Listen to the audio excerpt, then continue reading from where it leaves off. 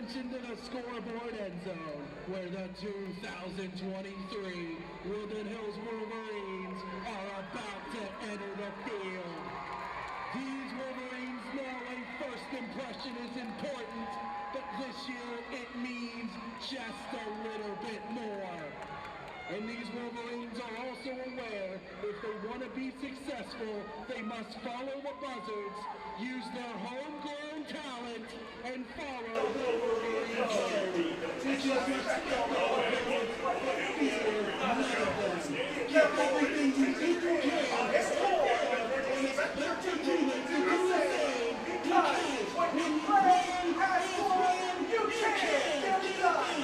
So stand up, Wolverines. Play with passion. We are Woodland Hills. This is the Wolverines. And it is now the pride of Woodland Hills.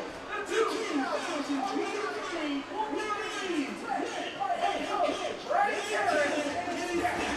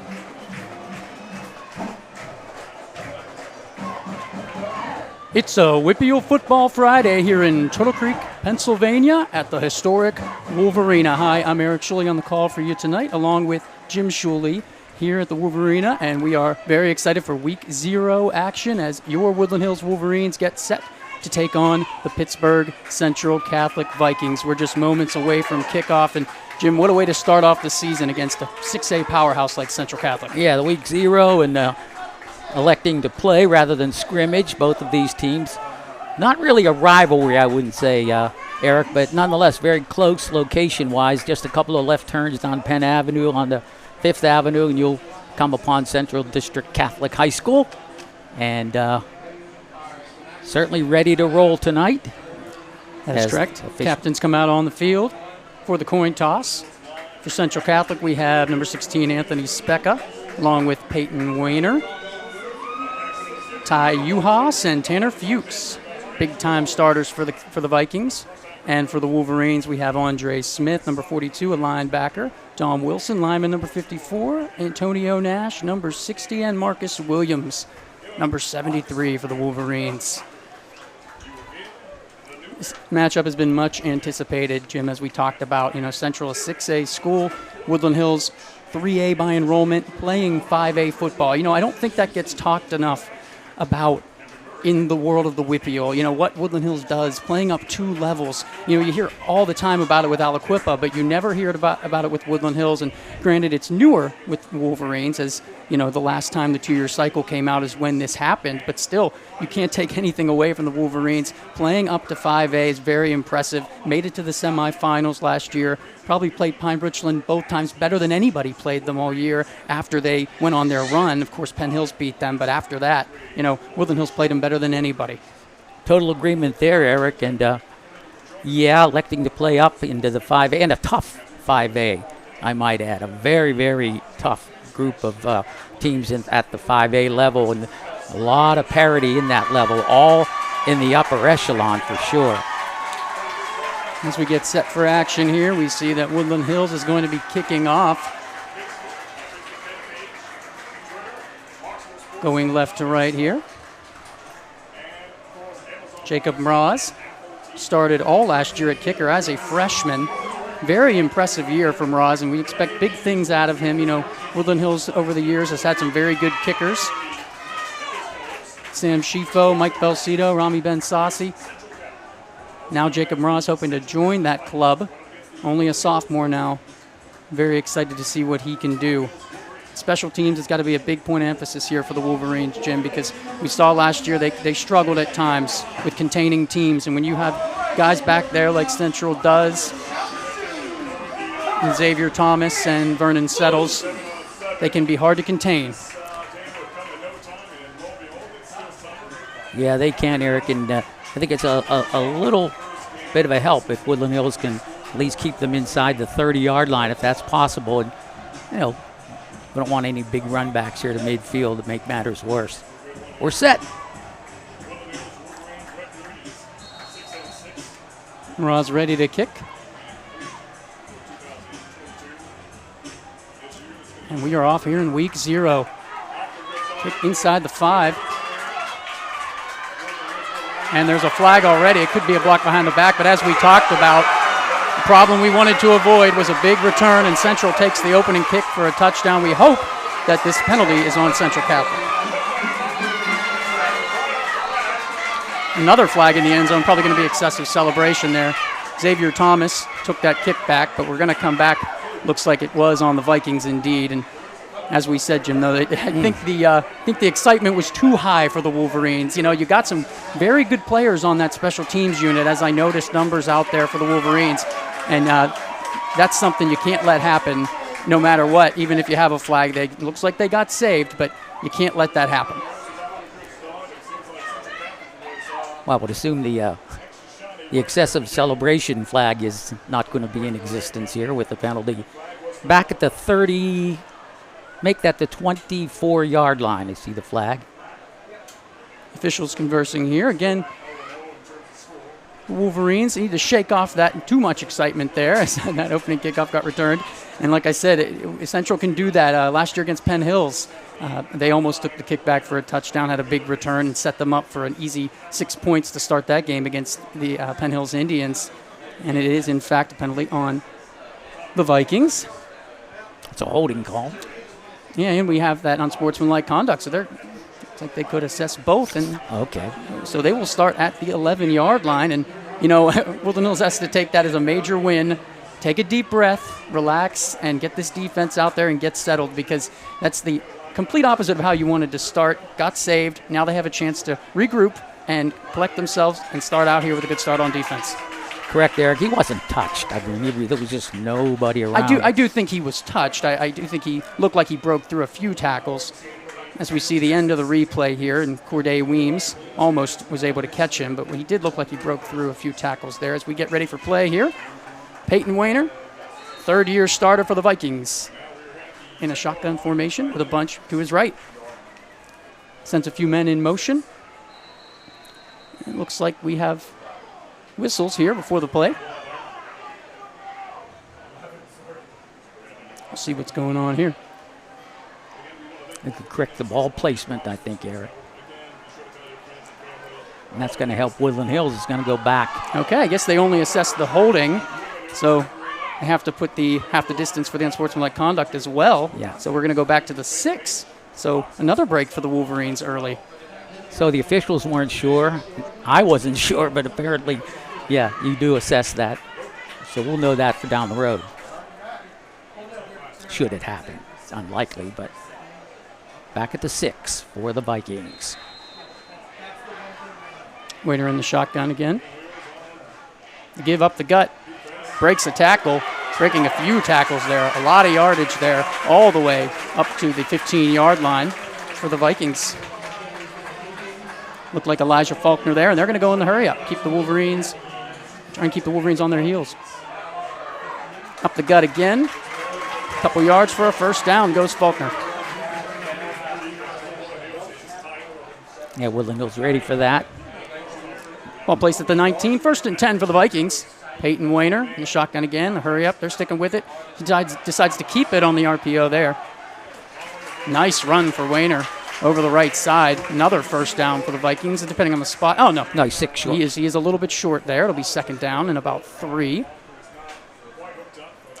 All at the 26. Staying in the hurry up.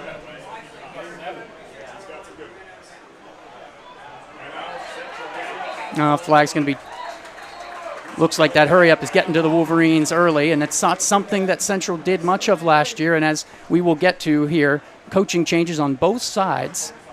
New coach for the Vikings, Ryan Lehmeyer, comes from Seneca Valley, where they did a lot of hurry up. So if the Wolverines were doing their homework and they watched Seneca Valley film, they would know that that's what he likes to do.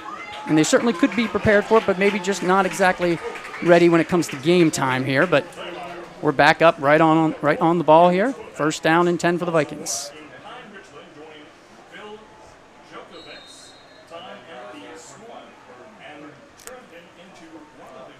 Sends a couple Vikings in motion there. He's alone, 5 wide for Wayner. They come in, looks like a screen pass to Cole Sullivan. The Wolverines bit, but they recollected well as they were able to take him down for a minimal gain, about 5 or 6 yards, but the Vikings will take that every time. Still in the hurry up.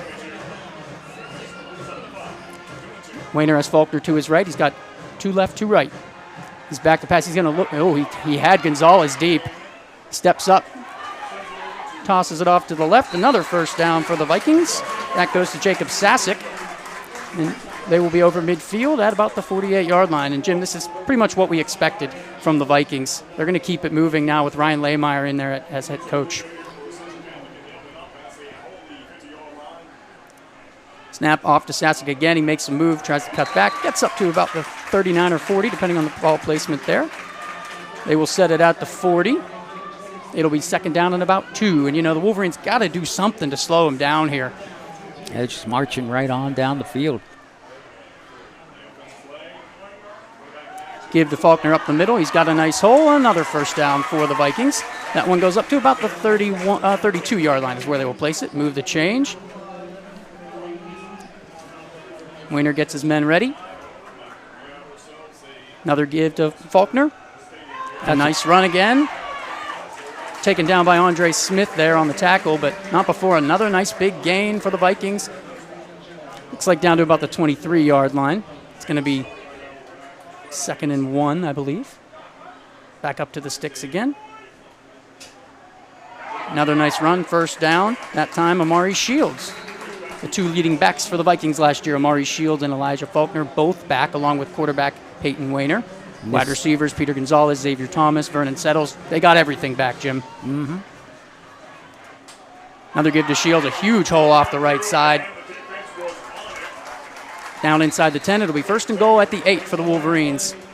I don't know if you want to burn a timeout here or what, Jim, but Wolverines are just getting demolished right now on defense. Yeah.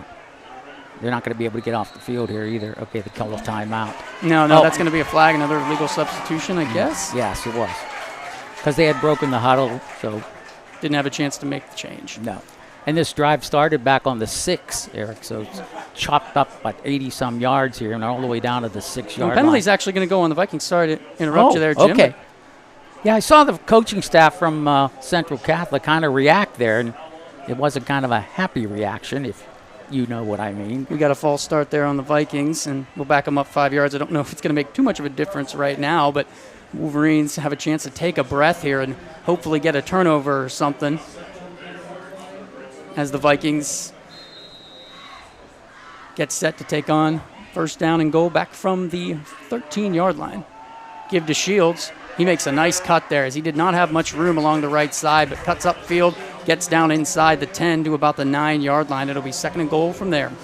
Yeah, the Wolverines have kind of strung that play out and a nice cutback, able to make some positive ground on that. Wayner takes the snap from the shotgun again. A screen to Gonzalez, and he's going to waltz his way into the end zone for 6. So the Vikings make it look easy on that opening drive there after the kickoff return for a touchdown is called back.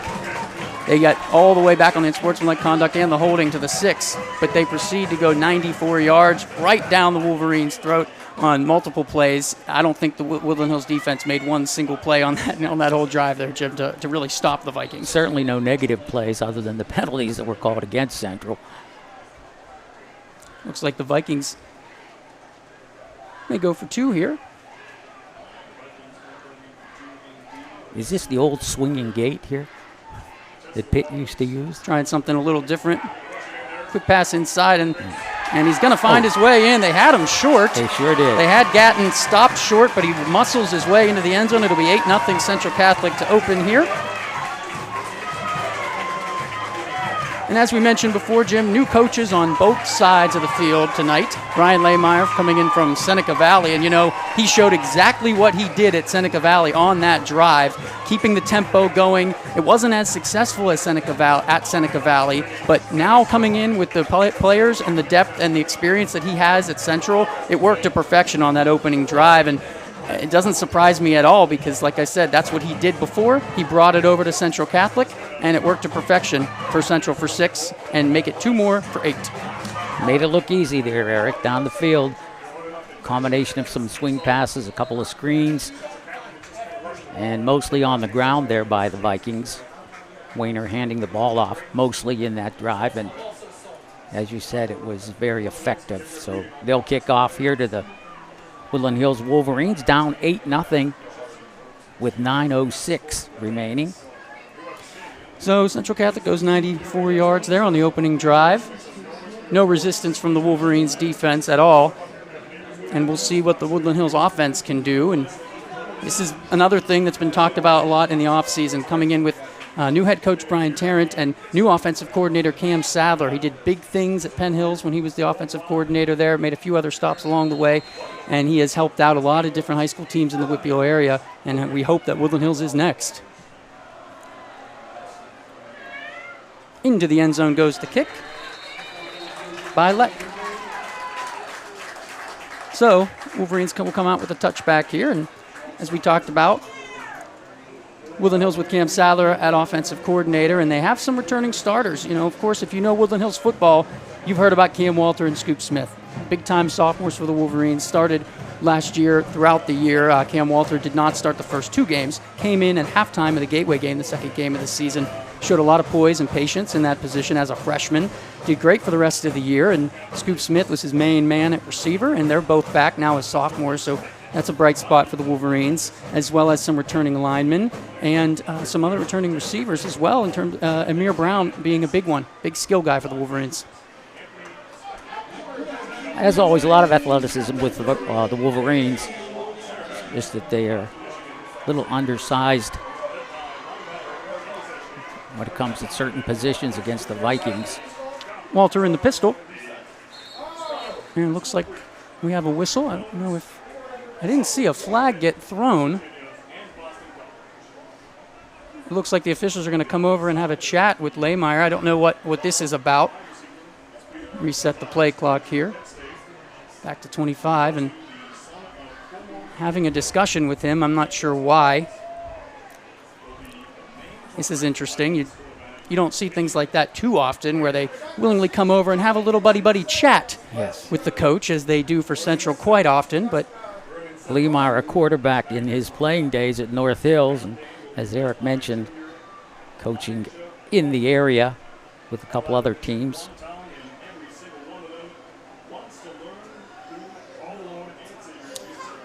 So we'll get back to action here. Again, Cam Walter in the pistol with Brandon Jones behind him, the returning leading running back for the Wolverines last year. They lost Frank Keys to graduation. He did a lot of things for the Wolverines last year in the backfield.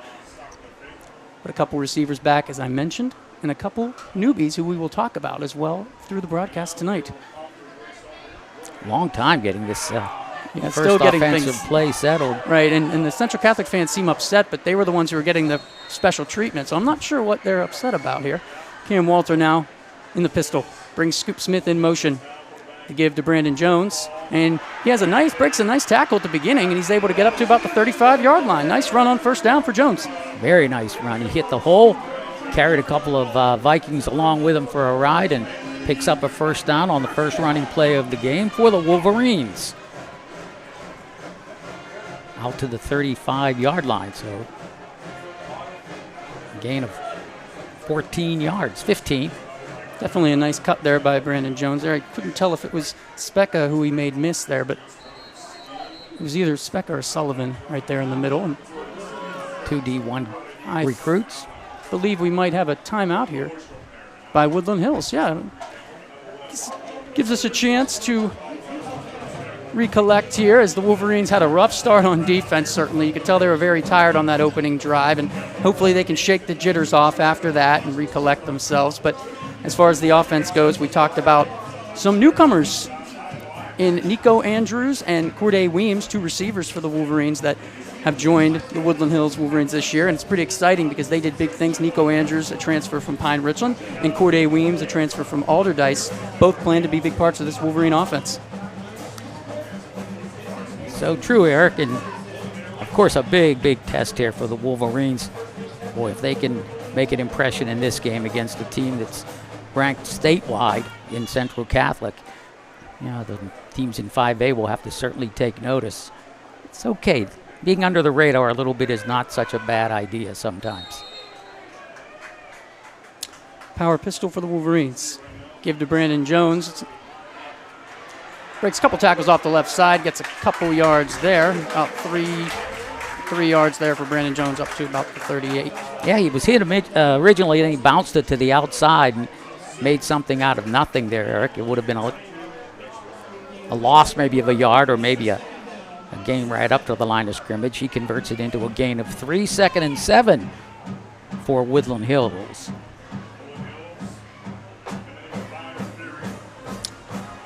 Walter in the pistol. Got 3 wide receivers to his left. He's got Corday Weems split out far to his right.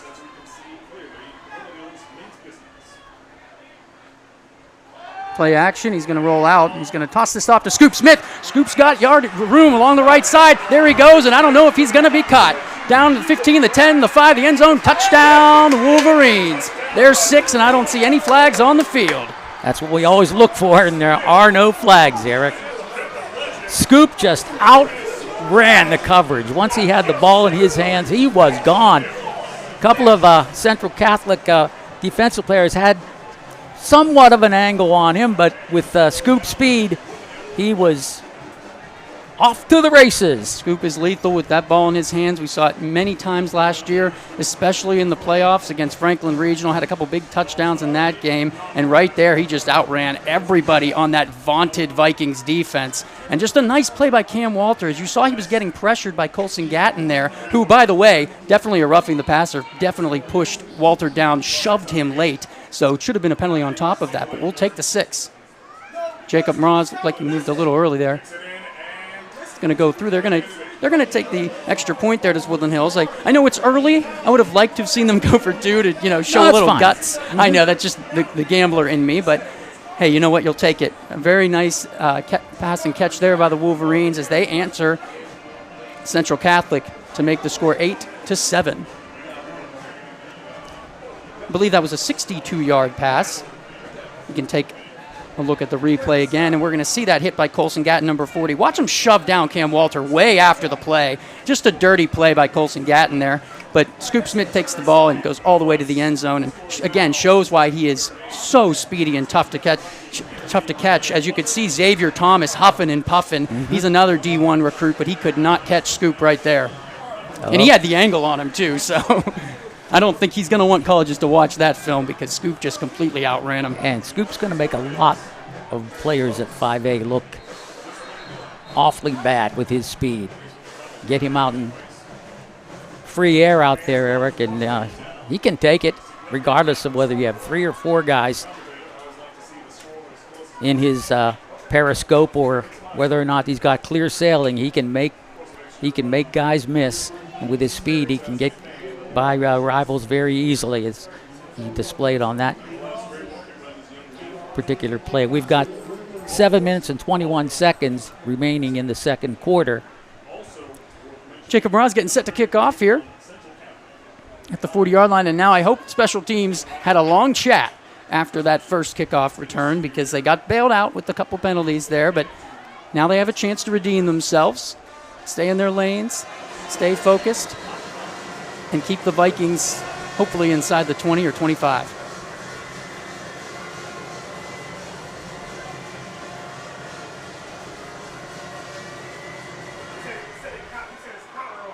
one's going to go out of bounds. We'll see what the Vikings do here. We had a lengthy chat about Yes, we this, did. Jim. It's funny that it's happening now because I got some verification from one of our crew members who has a father who is a referee in the high school system. Cam Aiken's father helped us out with the rule here about this illegal procedure penalty when you kick the ball out of bounds. So we'll see. It looks like Central is going to decline it, in fact. So what will happen here if they do what I'm thinking is Woodland Hills will be pushed back 5 yards and forced to kick again. So they'll have to kick from the 35, which is a smart thing to do. Woodland Hills probably was thinking, we don't want this to happen again. Let's kick it out of bounds. But Central coaches are one step ahead, and they said, we'll just decline it. Yeah, they had the yard marker set at the wrong yard line anyway. Set it down at the 25. That would have been a double whammy. And now Woodland Hills Wolverine, they're discussing just how to play this one now that they know they don't want to be pushed back another 5 with another illegal procedure penalty. Yeah, you know something, Jim, that I thought about before this game? You can't get into a field position battle with the Vikings. The past several matchups between the Wolverines and the Vikings, that's a main reason why Woodland Hills was unable to pull off victories. They tried to play a field position battle, and they can never win that with Central. It seems like they always fall on the wrong side of that, and if they let this start to morph into that tonight, it's going to be a long evening for the Wolverines because Central has the depth advantage big time. They have the size advantage. You can't play into their hands when it comes to field position. So I understand what they were doing there, trying to kick the ball away, but you know Central's probably just going to say, move back 5 and kick it again. So yep, that's what we'll do. And again, we thank camera operator Cam Akins for that nugget of knowledge there, helping us out.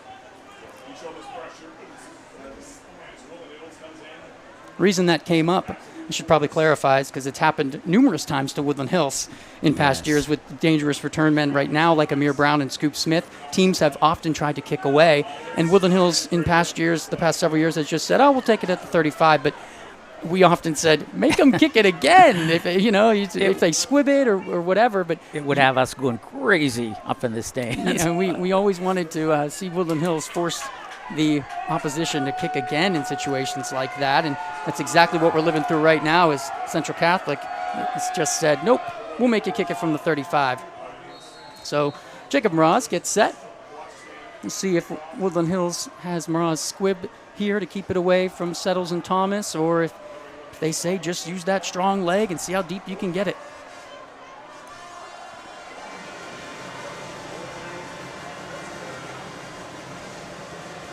Here goes Mraz.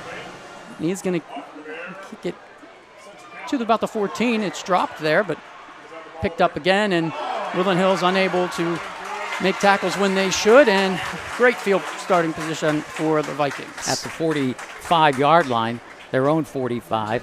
Looks like they might go a little bit shorter than that, maybe the 43. 43 or 44. 44 it looks like, yeah. That came awfully close to being what we were dreading happening too. Almost broken again, and watch it here. It seems like that happens often when guys bobble the kickoff and they try and recollect. It seems like the special teams comes in too hot, thinking, I can get on that ball, and then they over pursue, and what just happened plays out. So great starting field position for the Vikings at their own 44-yard line. Again, another chat between Lehmeyer and the officials. Not sure what he's upset about. Lemeyer's really just delaying the game. He is Get several off the times. field, will you please? Pretty far out on the field, indeed, and I don't know why. Let the refs handle it. I don't understand why he's upset. If he was looking for an offside against Woodland Hills. No, I think he's upset with something about the scoreboard. I saw him pointing to the scoreboard as we see our nice graphic there for Ryan Lehmeyer, the head coach first year for the Vikings. I think he's upset with something about the scoreboard. Right now the play clocks are not displaying anything, and although he didn't really give a chance for them to get set to 25, he kind of started yelling and running out on the field immediately. It's not time for a sideline warning.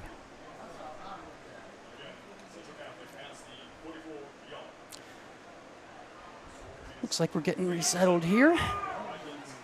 A lot of rain here in the Pittsburgh/Turtle Creek area this afternoon, but things have settled down. Intense humidity, however. Yes, we haven't seen any cramps yet, huh? I probably just jinxed it, but we'll probably be seeing that tonight often. Yeah, what's the over-under on cramps, Eric? What do you Exactly, think? exactly. At least, I would say 6. That's what I was thinking, 6.5. There you go. Okay, looks like we're having some play clock issues. I do believe that was the problem. Okay. As Leymeyer's close to the hash marks almost. Slowly backing up.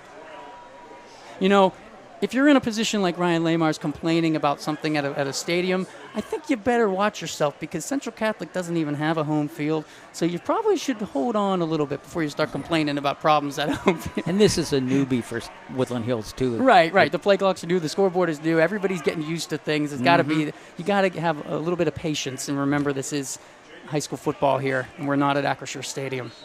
And this is week 0, so it's not a big conference tilt or anything like that. So we're set to go here. Waiter in the shotgun. Looks like a big false start there by the Vikings. I don't know how they're going to call this on Woodland Hills. I guess they are going to call offside, but it looked like the Vikings definitely moved first as several linemen pulled. It is going to go against the Wolverines. If we have a replay of that, we can see. We may not, but somebody may have jumped early for the Wolverines into the neutral zone. And we're set already, 1st and 5.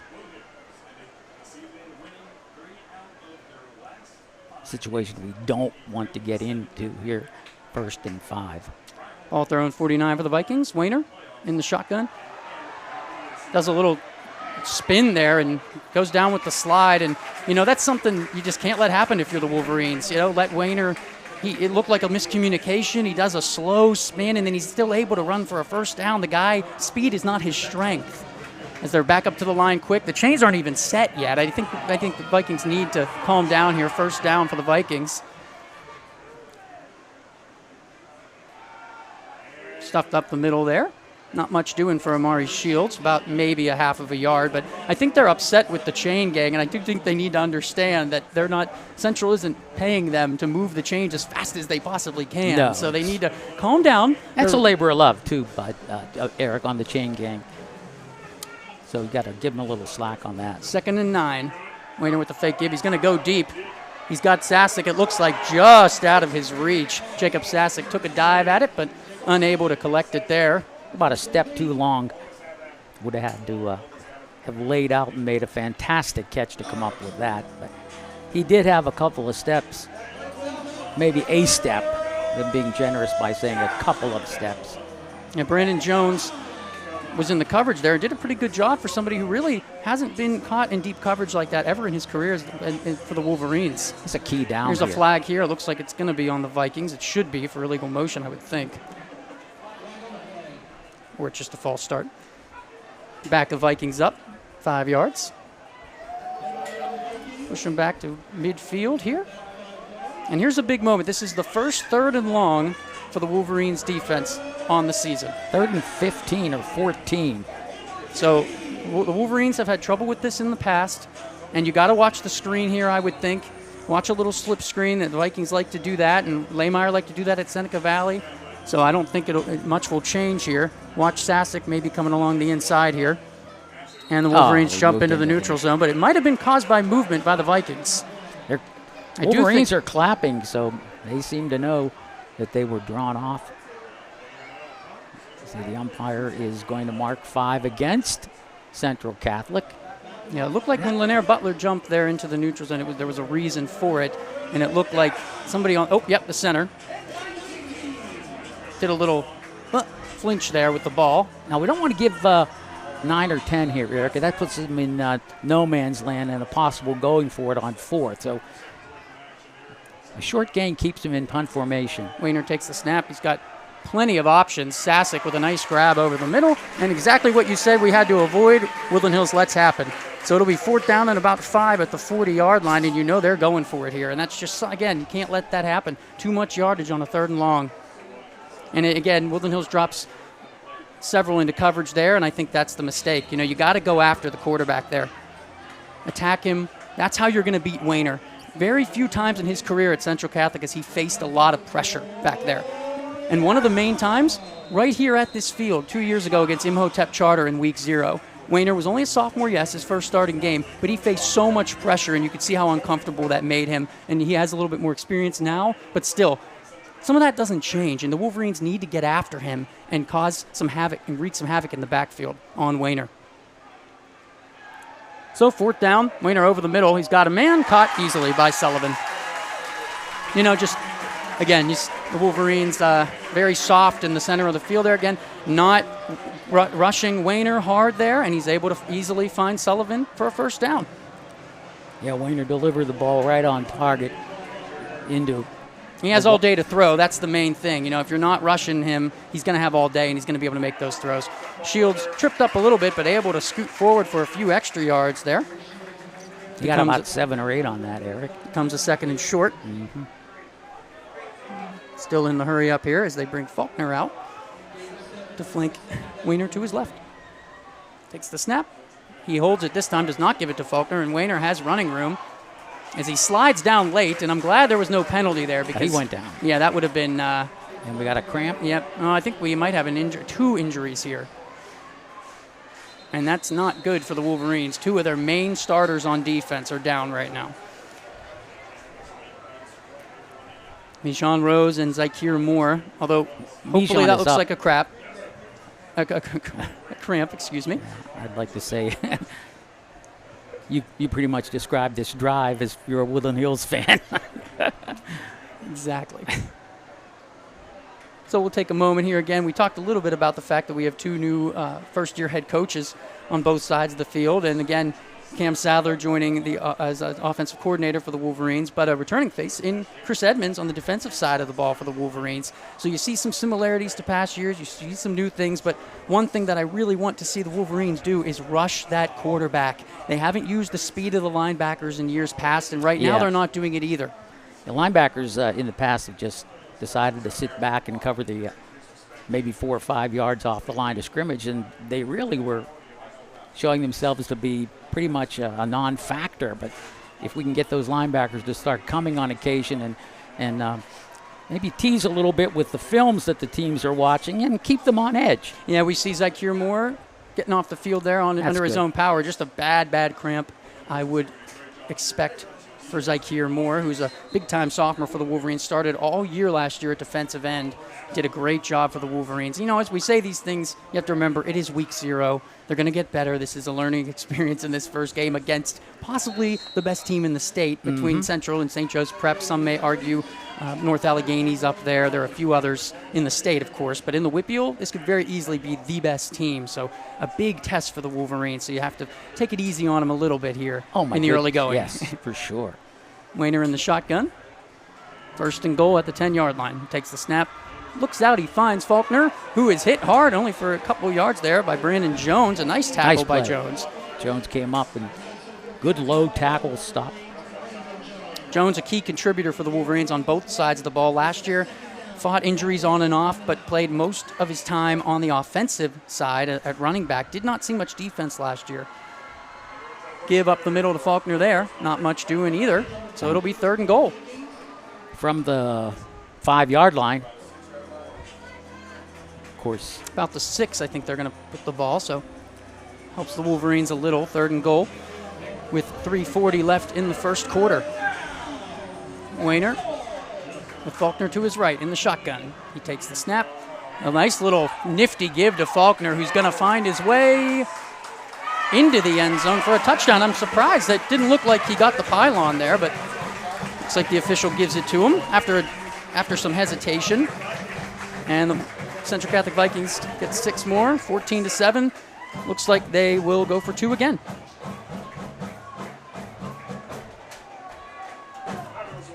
That was a very close one there, Jim. I'm not sure he caught the pylon, but nonetheless, it is 6 for the Vikings.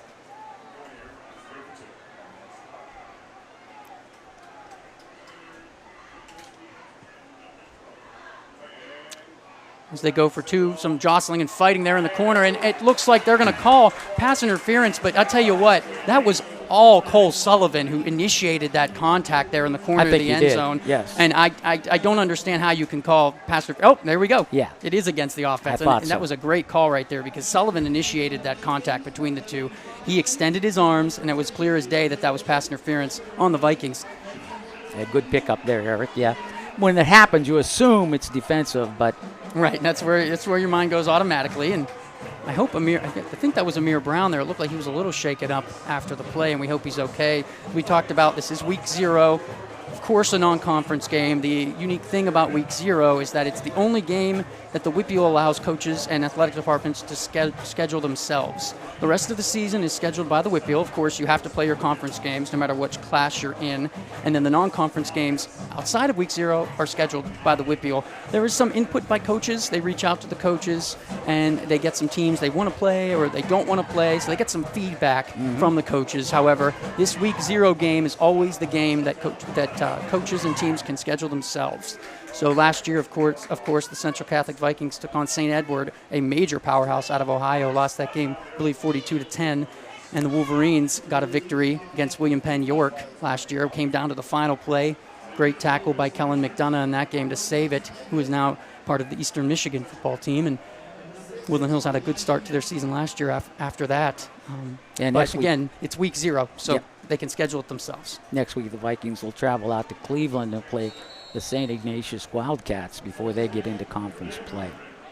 Billy Leck set to kick off, and if you're the Wolverines, you got to watch out for things like onside kicks and crazy things because Central likes to do stuff like that from time to time. So keep an eye on that as the night rolls on. Scoop Smith is going to take the return at about the 3. Cuts to his left, has some room up the middle, and it's going to be a flag on Wolverines, probably a holding or a block in the back.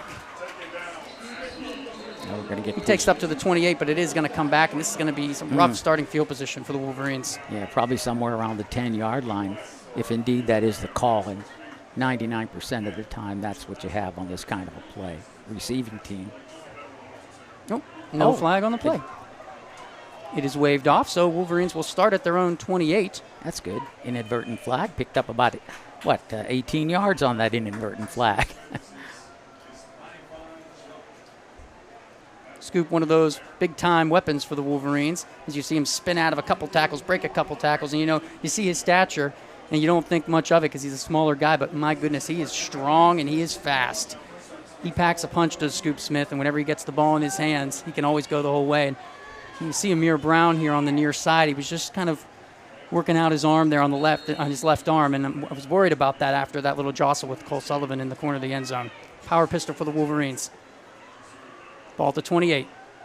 Wide receiver screen out to the left. Gets about 6 or 7 yards, depending on the ball placement there. Nicely done.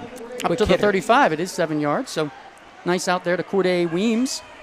Great pass by Cam Walter. Quick release. Got it out fast.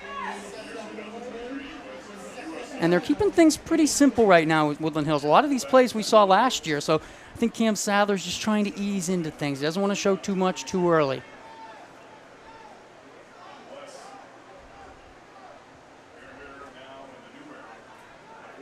Again, the play clocks are not working right now, so we have to watch the officials there for the arm to go up for the 5 seconds.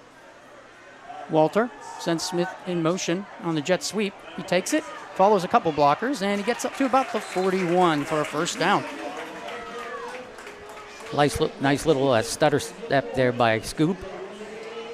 He was able to pick up a couple extra yards, and that was what was needed for the Wolverine first down. You love to see the Wolverines get their weapons involved in any way.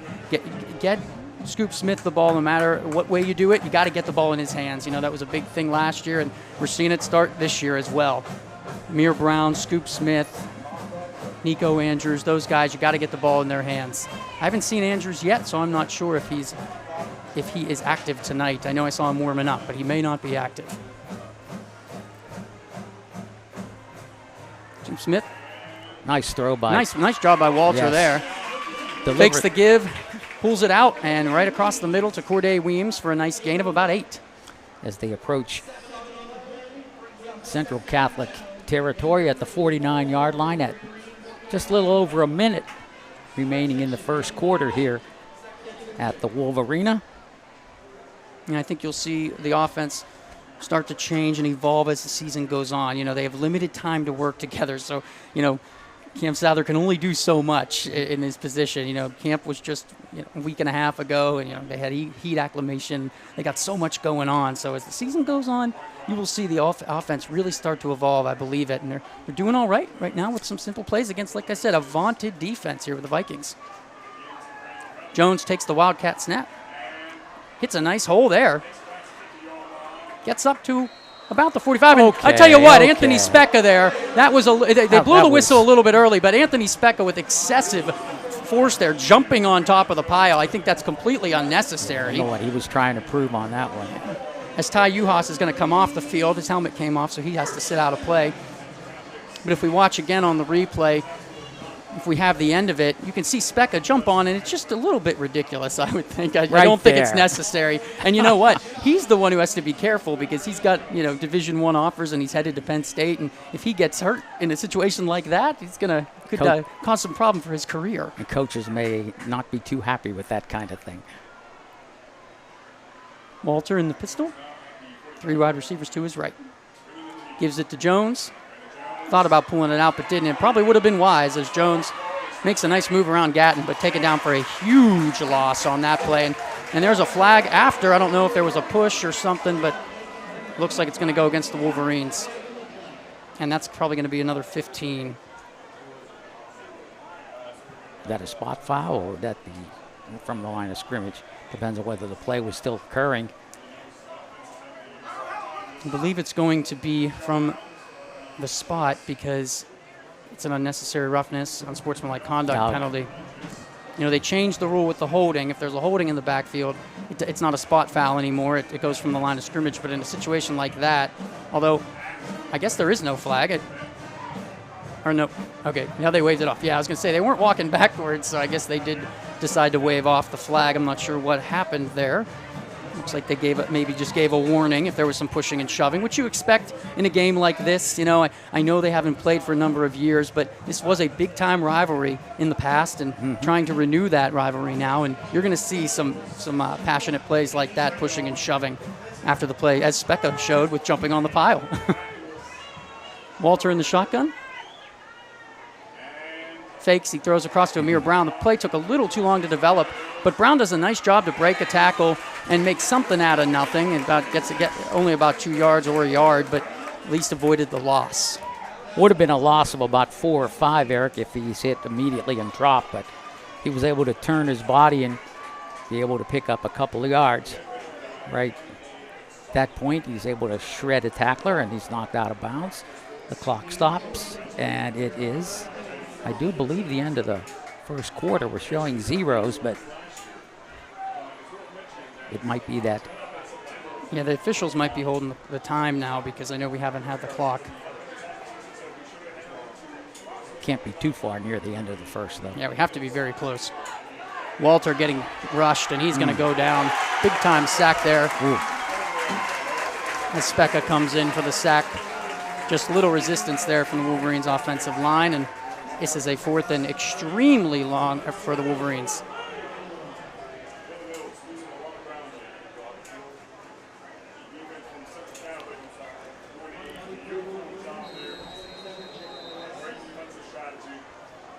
So apparently there is a little more time than a few seconds remaining in the first. And there's the whistle ending the first period of play. So the Vikings. At the end of one, Central Catholic leads the Wolverines 14-7 here, and a very active quarter there on both sides of the ball for the Wolverines. Had some trouble there on the opening drive as the Central Catholic Vikings go 94 yards for that touchdown. But they can come up big to the Wolverines after that on that 62-yard touchdown pass from Cam Walter to Scoop Smith. But again, the Vikings go down the field, and they're able to score and miss the 2-point conversion, and 14-7 is where we sit. Give Woodland Hills about a B- for that first quarter. I thought they played well in certain areas of play. And of course, they're playing, as you mentioned, Eric, a dominant team when it comes to Pennsylvania football, ranked just very nearby St. Joe's Prep. That's right, and as we talk about the Central Catholic Vikings and who they have next, and the Woodland Hills and who they have next, we look to the schedule. Following this week, we will be right back here at the Wolverina as we take on our familiar foe in the Gateway Gators, again here at Woodland Hills against Penn Trafford. Then we get into conference play. North Hills on the road at Martirelli Stadium. Then we come back to the Wolverina against Norwin, on the road again, twice, Shaler and Highlands. Back at home for Fox Chapel and Pine Richland, and then on the road for the big time end of the season game against the Penn Hills Indians. Shaler game, a Saturday afternoon game. Their homecoming, they like to do that. Woodland Hills, Mraz gets the punt away. It's a good one. Fair catch. And the ball will be placed right at about the 29 or 30.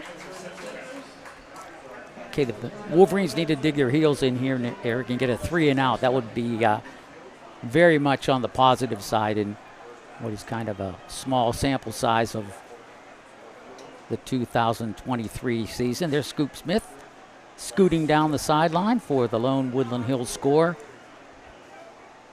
Extra point was completed, and at that point it was 8-7. So Central Catholic will start at their own 29-yard line, 1st and 10. A lot of success on the offensive side of the ball for the Vikings tonight. The Wolverines testing out some new things on defense, and Wayner takes the snap, gives up the middle to Faulkner. Nice gain on 1st down for the Vikings as he gains 6 up to the 35. Too much there, a little bit too much yardage. They don't want to continuing to put the Vikings in 2nd and 4. They have so many different options with that statistic. Back to the hurry up. Again, they give to Faulkner, and why not? As he's had a lot of success running the ball, and he gets up for a 1st down up to the 41. Another 6-yard gain. Behind some of the bruisers up front for Central Catholic, and was able to follow his blocking right up into the area for a 1st down. Flag on the play. It's going to be a false start on the Vikings. Looked like some miscommunication along the line there.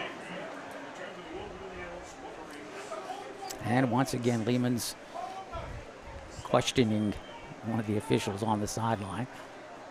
As we talked about newcomers earlier, one we did not mention was George Hill. George Hill, a guy who's familiar with the area, moved to Georgia, came back.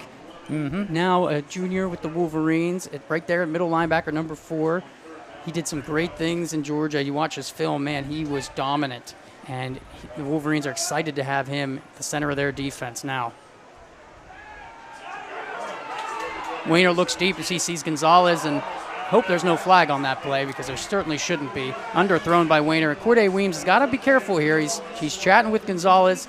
Gave a little clap, but he's got to contain himself because we do not want to see an unsportsmanlike conduct. Don't give Central anything more than you've already given them. I think he came back for the ball, which he did, which is why which makes it just kind of a no harm, no foul situation. Right, underthrown by Wayner there, and that's what the Wolverines have to do. Force those bad passes by Wayner. He's best when he has time and he can get the ball out short. And I think the Wolverines need to put some more pressure on him as they seem to be only rushing 4 play after play.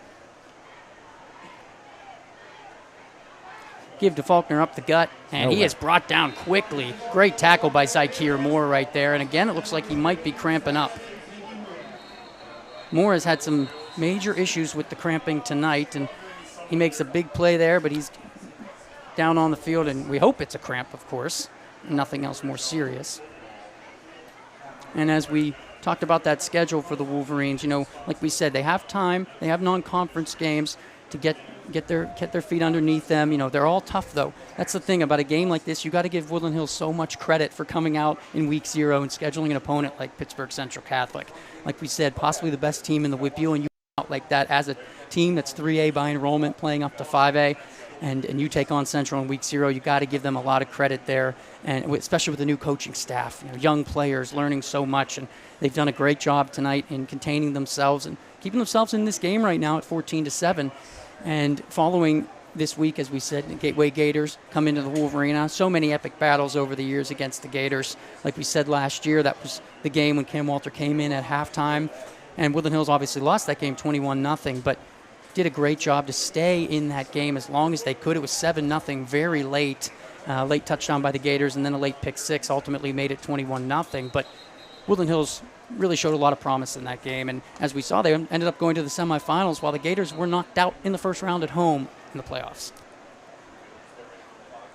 You don't want to get too far ahead of ourselves, but that Gateway game certainly is one that's on the calendar for all Wolverines and Wolverines fans. 3rd and long for the Vikings here. Another opportunity for the Wolverines to get a big stop, which they need desperately. Wayner has all day back there, only rushing 4. He gets out to the left. He's got room to run, and he's going to just take it out of bounds at about the 44-yard line. But again, this is an opportunity where the Vikings, you may see a fake punt, because last year they were able to do that a few times effectively, specifically against the Gateway Gators. A successful fake punt and a successful fake field goal in that game. And again, that was a non-conference game way at the end of the season, which was a little bit strangely scheduled there by the Whippeal to put a game like Central and Gateway non-conference between different classes at the end of the season. But nonetheless, they did some experimenting, and it worked both times. And if you're the Wolverines, you got to watch out for it here. Yes. You have to be very careful. Spread that out just a little bit and keep your...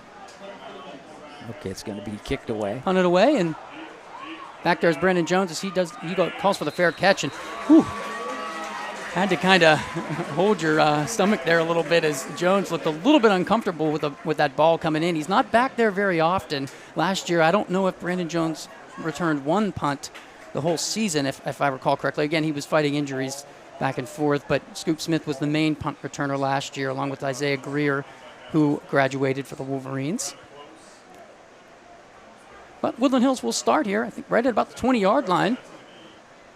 And, some positivity there for the defense as they get a big stop on 3rd and long. That was a good series for the defense there for the Wolverines. Absolutely.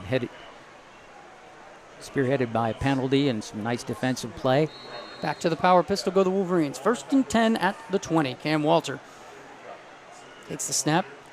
Vikings load the box, and tough pass by Cam Walter there, picked off. Brought in there by Xavier Thomas, and just a little bit of miscommunication. Threw it too far ahead of Scoop Smith, and the Vikings will be set up with great field position inside the 30-yard line. I believe at about the 28 is where they will start their drive. Yeah, just too far ahead there of Scoop Smith. Walter a little too hard on that pass, and I like to see the aggressiveness of throwing on 1st down like that. But it's just one of those things where Walter will get a little bit more comfortable as the season goes along, and you don't see throws like that from Cam very often, so have to shake it off and get the defense to get a big stop here. Ball inside the 30 at the 28, and a trick play. Here it comes as over the middle to Peter Gonzalez in the back of the end zone, caught for a touchdown. Nope, out of bounds. He bobbled that ball. From our angle here, it looked like he did get a foot down with possession, but in the corner of the end zone, they're going to say no touchdown. When he initially threw the ball, I thought the ball was going to be well out of the end zone. Yeah, Faulkner put a lot of air underneath that, but he did indeed bobble that. If he was able to catch that cleanly, it may have been a touchdown. It looked like he got a foot in, which is all you need in high school, but he definitely bobbled that. He was up against the fence when he finally was able to corral it. So, okay, that's 1 down. Wolverines got a break there, 2nd and 10 at the 28. Give to Shields up the middle. Gets a few there, about 2 yards up to the 26. 4 down territory or field goal territory for the Vikings at the moment. 3rd down and 8.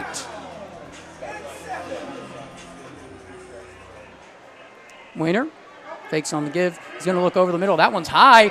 And looks like it's caught by the Wolverines for an interception in the end zone by Prince Tarrant, I believe. Was that number 2? It was indeed. Prince Tarrant on the grab and the interception for the Wolverines. I hope they spot this ball as a touchback because it looks like his momentum took him into the end zone. Well, I don't see any referee, any of the... they're placing the ball at the 1. That's a very, very tough call for the Wolverines there. I had a feeling it looked like when he got possession. Oh, that's a 100% a touchback. So we'll see if they bring this ball out to the... It should be. Yes, they will. Yes, indeed. That's good. Well, they were standing at the 1, and I'm thinking, you can't put this ball at the 1-yard line. But a great interception there by Prince Tarrant, one of the newcomers for the Wolverines. Here it is. You can see right there, ball. Great job by our camera operating crew and our replay crew upstairs to catch that as the Wolverines and the Vikings trade interceptions, and now we're right back pretty much where we started. Absolutely right where we started from, at the 20-yard line. 9:43 remaining. Walter in the pistol. Give to Jones. Some nice running room along the left side. He gets up over the 35 to the 36. Took 3 Vikings to take him down there. I believe Ty Uhas, Larry Moon in on the tackle. Larry Moon, the big-time freshman phenom for the Vikings. Looked like all summer he was going to be headed to Aliquippa. At the last minute decided, I think I want to go to Central Catholic. So Larry Moon now, number 12 for the Vikings at Central Catholic. I'm sure the Quips were not happy about that because he already has Division I offers, Jim, and he is quite a player, and he's going to be quite a player for quite some time for the Vikings. Along with Jaden Thrift in on that tackle as well, number 10. Ball at the 36. Flag on the play. It looked like the Vikings jumped into the neutral zone there. We'll see if it was because of the Wolverines. No, it is going to be. I think it was on Ashton Blatt there, who maybe got a little bit too excited jumping into the neutral zone. You know what? If I'm the Wolverines here, Jim, I'd like to take a chance at some play action and go deep. You know, suck those linebackers in. We see them stacking the box right now with Specka, with Sullivan, with Blatt. Take a chance maybe and go deep here on a 1st and 5. You got pretty good field position at the 41. Mm-hmm. Maybe take a chance, scoop up the seam. Walter brings Scoop in motion. Fake on the give. He's got Jones out in the flat. Nice grab, and Jones with that speed. Close to a first down. Right at about the 45 is where they'll place the ball. Yes, exactly, Jim. Very close to a first down. It'll be 2nd and 1. Jones, one of the senior leaders for this team, as I mentioned before, did not see much time on defense last year. Bad spot. He is playing both sides of the ball. Yeah, a bit of a questionable spot there, but he's playing both sides of the ball tonight. Indeed, it was a bad spot. It looked like he did at least get another half yard, but nonetheless, it is a 2nd and 1. And but Brandon Jones, like I said, a senior leader for the Wolverines, a big part of the team all year, and faced a lot of injury troubles last year, and we can only hope that he stays healthy because, boy, is he quite a player for Woodland Hills. Walter, again, brings Smith in motion. Up the gut there. Not much doing, and, you know, that's something I think the Wolverines got to get away from is that 2nd and 1. Let's just try and go up the middle and get the first down. The Vikings saw it the whole way, read it perfectly, knifed through, no gain. So now you put yourself in a 3rd and 1 position where, you know, it gets a little bit more hairy if you're going to get this. It does. I'd like to see one of our speedsters out in the open. Maybe a little screen on this might be a good idea. 3rd and 1 for the Wolverines as we approach 8 minutes until the half. Control that big-time rush by the Vikings. To keep them on their toes. Shotgun 2-back set for Walter. He takes the snap back to pass. He's rushed quickly. He gets it out to Scoop. Nice grab by Scoop. And he almost breaks that tackle, but he gets taken down at the 45-yard line. It looked like by number 22 for the Vikings, Gavin Stanek. Great tackle there by Stanek, because I tell you what, if he's unable to pull down Scoop, he might be gone. He would have been. There was nobody. I think there was one Viking maybe up ahead, but he may have been able to make a move. He would have been in open field, yes. So, but it goes for a first down for the Wolverines at the Central Catholic 46-yard line. 1st and 10. Just under 8 minutes to play in the 2nd quarter. Back in the power pistol. Walter. Fake give. Out into the flat to Andre Smith, and that was a close one, but a great catch by Smith as he breaks a tackle. Hit out of bounds a little bit late there, but a nice run, catch and run by Andre Smith there for the Wolverines, and I love to see Andre Smith get involved in the offense. You know, he is such a dynamic player. You don't only have to use him at linebacker. Look at that great catch and run there, right past the D1 Penn State recruit Anthony Specka, and great catch and run by Andre Smith. Yeah, Cam Walter just dumped that ball right in a perfect spot. Catch and run for the first down, and the Wolverines are on the move. 1st and 10 at the Viking. About the 27-yard line here for Woodland Hills. 27. 7.5 minutes until halftime. Woodland Hills settling in now.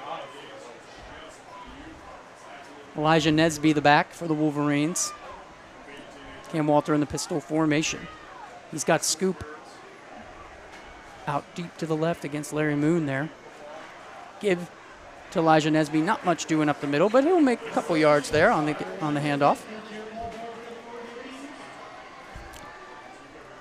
Nesby wears number 6. He's a junior at 5'9", 165.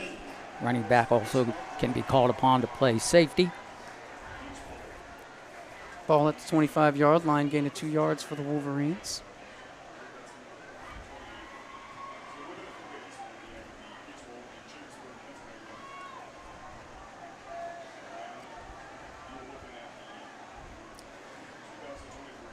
Cam Walter in the pistol yet again. The Vikings just stacking that line of scrimmage, as you can see, daring the Wolverines to come up the gut. And the give is to Jones. Not much doing along the left side. Flag on the play. May have been a holding on the Wolverines.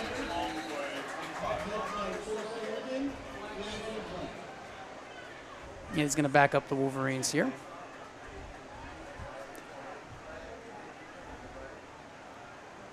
Referee Mark Packrell making the call. Mark Packrell, the ref. The umpire, Alex Carabin. The line judge, Bill Miles. Head linesman, Amber Cornell.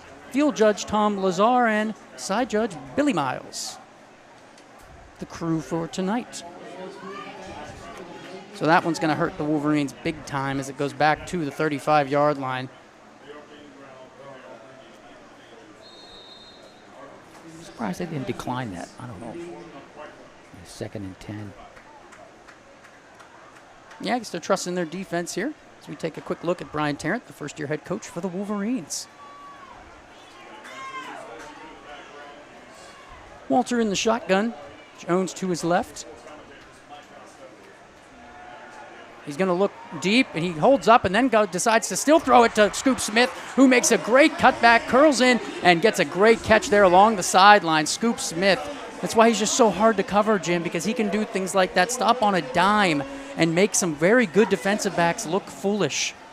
And credit to Cam Walter, too. That was a bullet he slung out there to Scoop Smith. And it wasn't in the air very long. It's a great point, because he hesitated, did a little pump fake, and you thought that Xavier Thomas may have time to get back, but Scoop made the move, and like I said, Xavier Thomas said, where is he?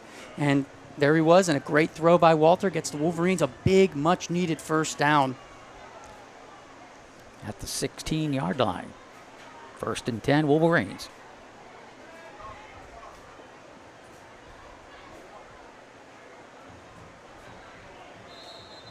Looks like we're going to have a timeout here for the Wolverines. Some miscommunication there on the field, and, you know, that's okay.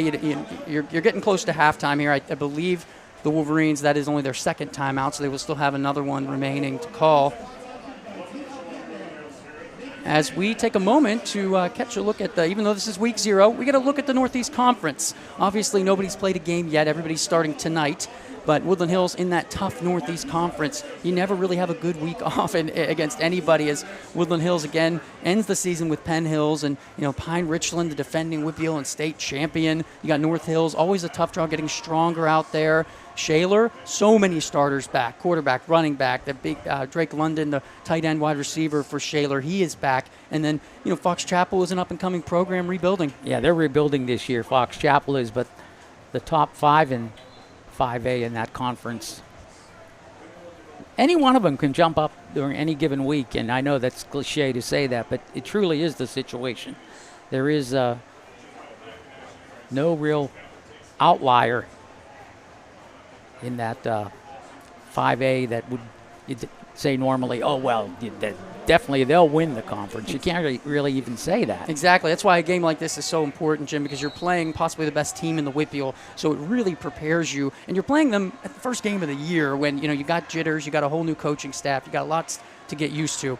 Walter in the pistol, fake, rolls out to his left. He's getting rushed quickly. Either get the ball away or find somebody, and instead of throwing the ball away, he decides to try and get some yardage, and I think he's going to lose one there.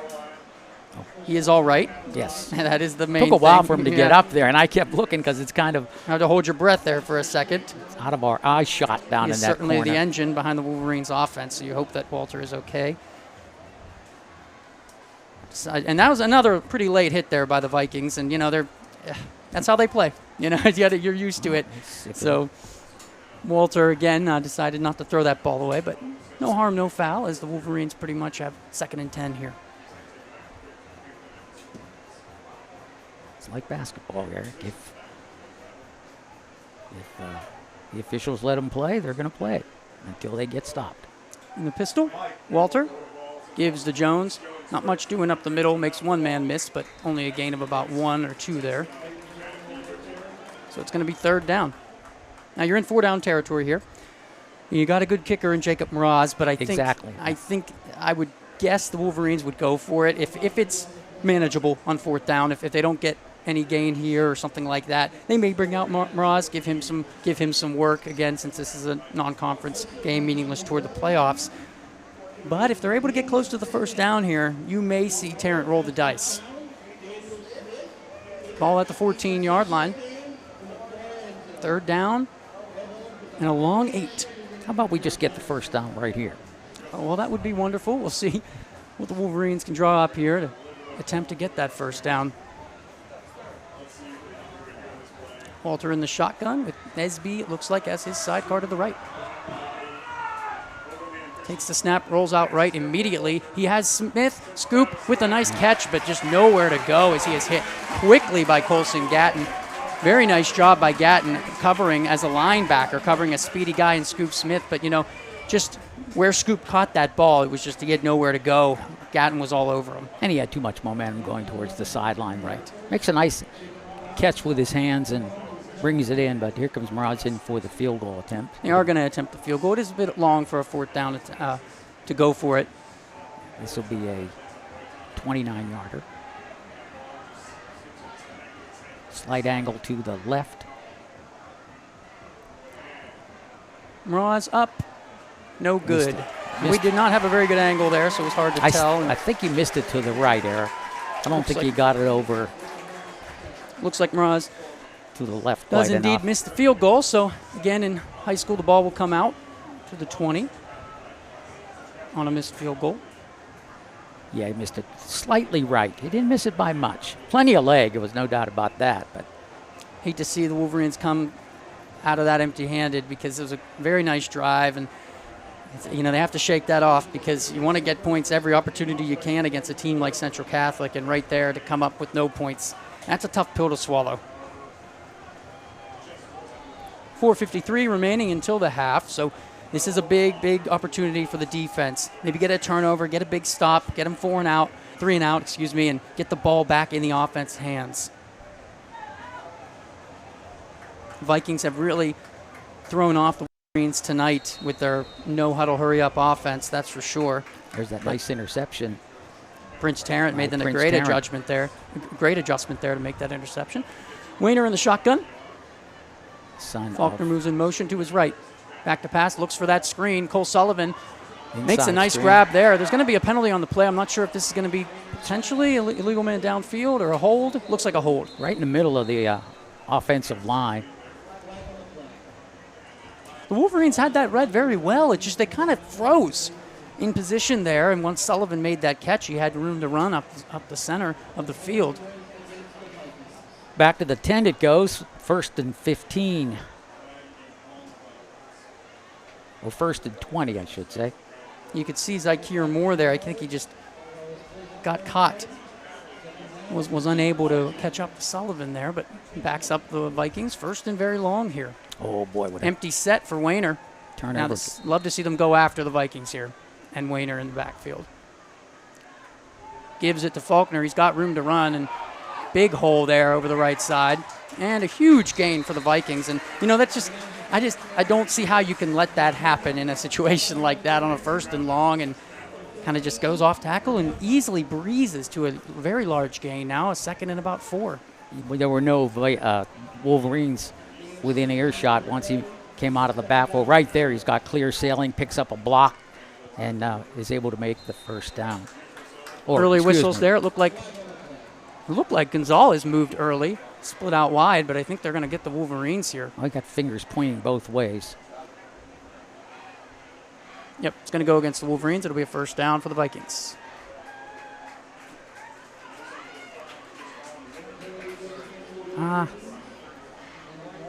They didn't give him the first here? Yes. Okay. Will be a it was first down. Right at the lead stick. All right, well, we'll settle in here and see if... First and 10 for the Vikings. At their 30-yard line. Oh, 31 is where the ball was placed. Weiner takes the snap, fakes the give. He's got several receivers open, and Wolverines rush Weiner, but unable to contain him as he gets out for about a yard gain. And you know that's a situation there, Jim, where if you have that extra linebacker going and rushing, you probably bring him down. But as you see, Wolverines only send 4, not enough speed into the backfield there to bring him down. I'd love to see them send George Hill on some blitzes here because he's got so much strength and speed there in the middle, and they're kind of letting him sit back and not able to do much right now and not make much of an impact. Looking deep here, and he's got Sasic open. A great catch there, makes a move at the 20, the 15, the 10, the 5, touchdown Vikings.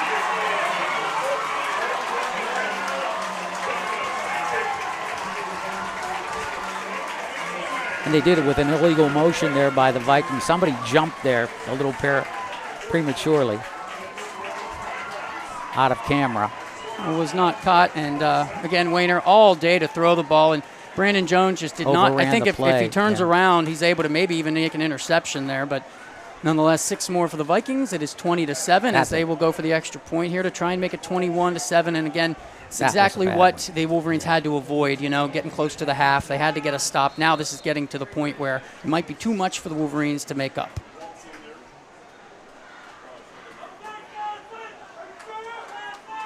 Yeah. Clean snap, clean kick, up and good for Leck. 21-7 with 4:16 remaining in the half. Like I said, Jim, the Wolverines have to get pressure on Weiner. He struggles when you put him under pressure and when you get into the backfield and make him get out of the pocket. He's best when he can sit back, just kind of throw some darts out in the pocket and stay comfortable. And the Wolverines are not getting him uncomfortable enough. And I think that's is a big reason why Central Catholic has 21 points on the board right now. I agree. They got to put him under a little pressure. He has yet to turn it up the field, so he's ducking for out of bounds when he gets on the outside. So you get him to kind of move around a little bit, get the feet tick-tacking in the backfield. You might be able to either have him throw one astray or get tackled for a loss, but he's just having way, way too much time. That's the key against a team like this. You got to do things that make them uncomfortable. And when they've had success the past couple of years, because again, Weiner's a 3-year starter. He knows it. He's familiar with the offense. And, Lehmeyer comes in. He's changed some things up, but there are a lot of similarities to the way Totten started to run this offense toward the end of his career. Mm-hmm. So he really changed. Terry Totten made some big changes as he evolved in his career as a head coach. He went from just a power I formation, let's run the ball, to he started to evolve and change to the players that he had. And last year, that's what he did. Weiner was the second leading passer in the WPIAL, and that doesn't just happen. There's a reason for that. And now you bring in a guy like Lehmeyer who loves to spread the ball out and even more, and you got to get pressure. And I think the Vikings are doing a good job of spreading the Wolverines out, making them almost drop 7 into coverage, and then the defensive linemen are not able to get enough pressure on their own. Deep kick by Leck into the end zone for a touchback. Yeah. There was a little bit of a delay there by the officials, but certainly you're not allowed to return it out of the end zone in high school.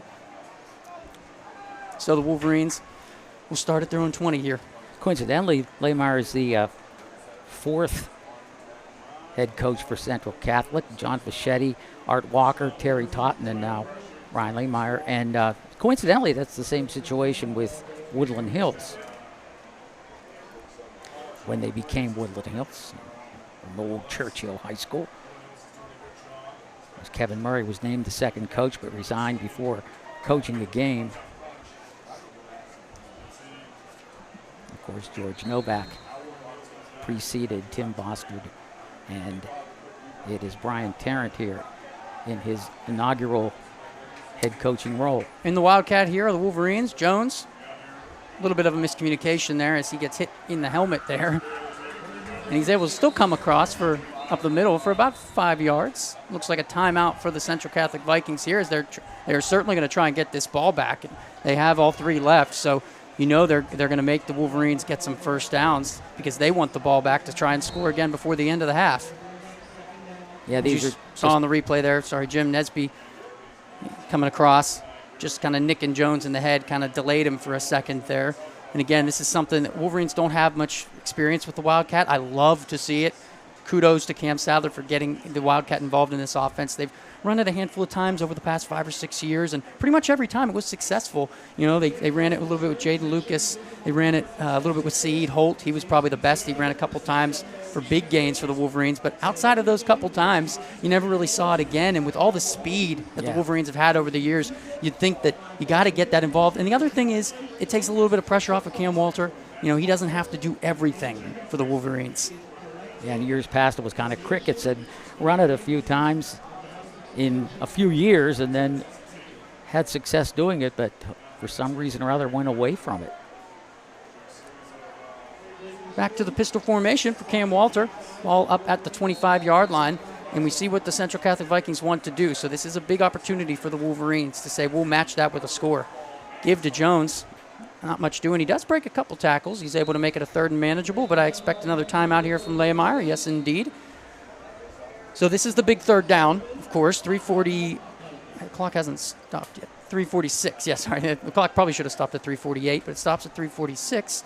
And this is about a 3rd and 2 here for the Wolverines, and they got to get this first down because if they don't, you know, Lehemeyer's going to call that timeout, force him to punt, and he has ample time to get into the end zone once again. And I have a feeling they'd come with a big rush on 4th as well, Eric. And they're reading run all the way, and then of course, and you know it would be risky, certainly, to take the ball into Cam Walter's hands and get that ball in the air. But it may be what you have to do here. You may have to take a risk because with this defensive front of the Vikings, you know they're coming in heavy with Sullivan and Specka and Juhas ready for the run. So your offensive linemen better be ready to block because if they don't, they're going to knife into the backfield and get a loss here.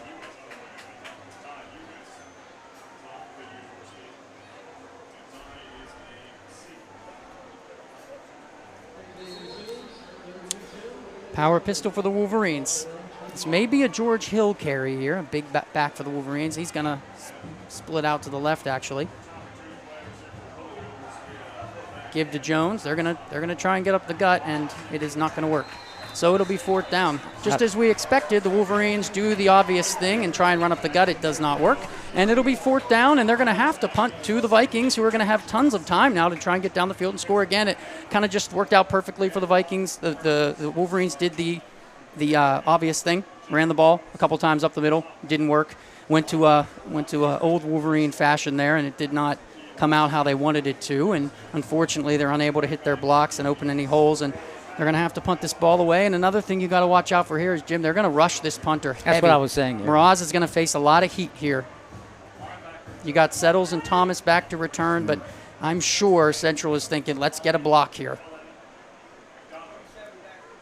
I would be on max protect here on the punt team for the Wolverines. It doesn't look like they are. So you hope that everybody does their job here and able to prevent the Vikings from getting in deep.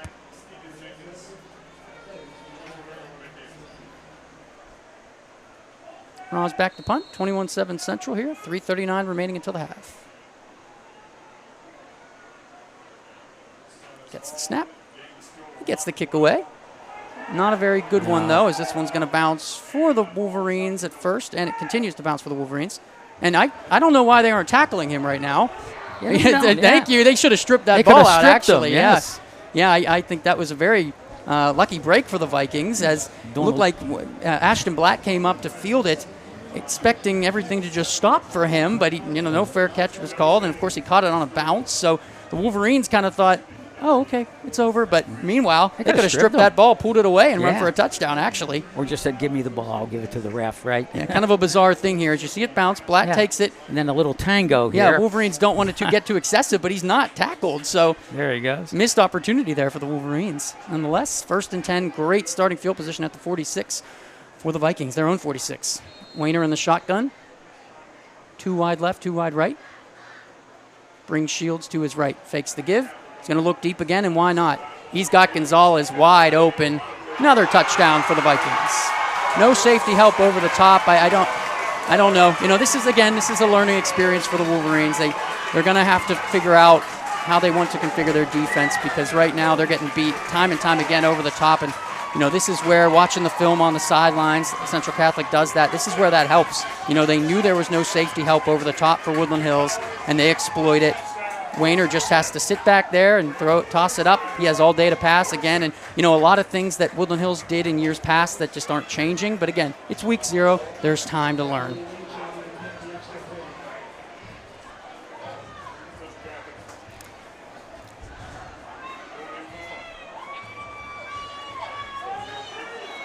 Extra point is blocked there for the Wolverines, 27-7, unless there's a flag on the play. It looks like there's some kind of miscommunication. Yeah, there is a flag. Zykeer Moore down again, looks like hopefully with a cramp again.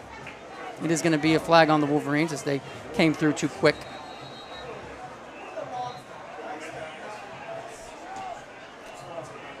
.316 remaining until the half.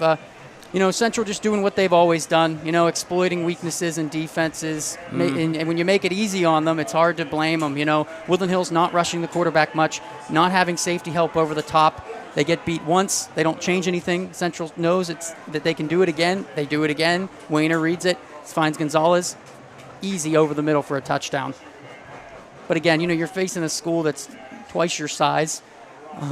You're lacking depth, and things like this are going to happen when you're sending guys both ways. It's very hard, especially, a guy like Brandon Jones going both ways, playing running back. He's playing in the secondary. It can be tough on guys, especially on a night like tonight with this humidity. Yes, and Central's deep, so they could keep bringing in new bodies, especially now that the score is 27-7, about to be 28. Should they go for the extra point?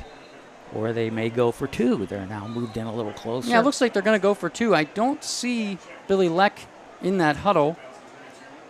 So they are going to go for 2 here. Try and add some insult to injury. .316 remaining until the half. 27-7, Central Catholic on top. I think the only way Woodland Hills can salvage this half is to get the ball back and score. Wayner takes the snap, up the gut. Easy 2-point conversion for Amari Shields and the Vikings. 29-7 your score with 3:13 remaining until the half.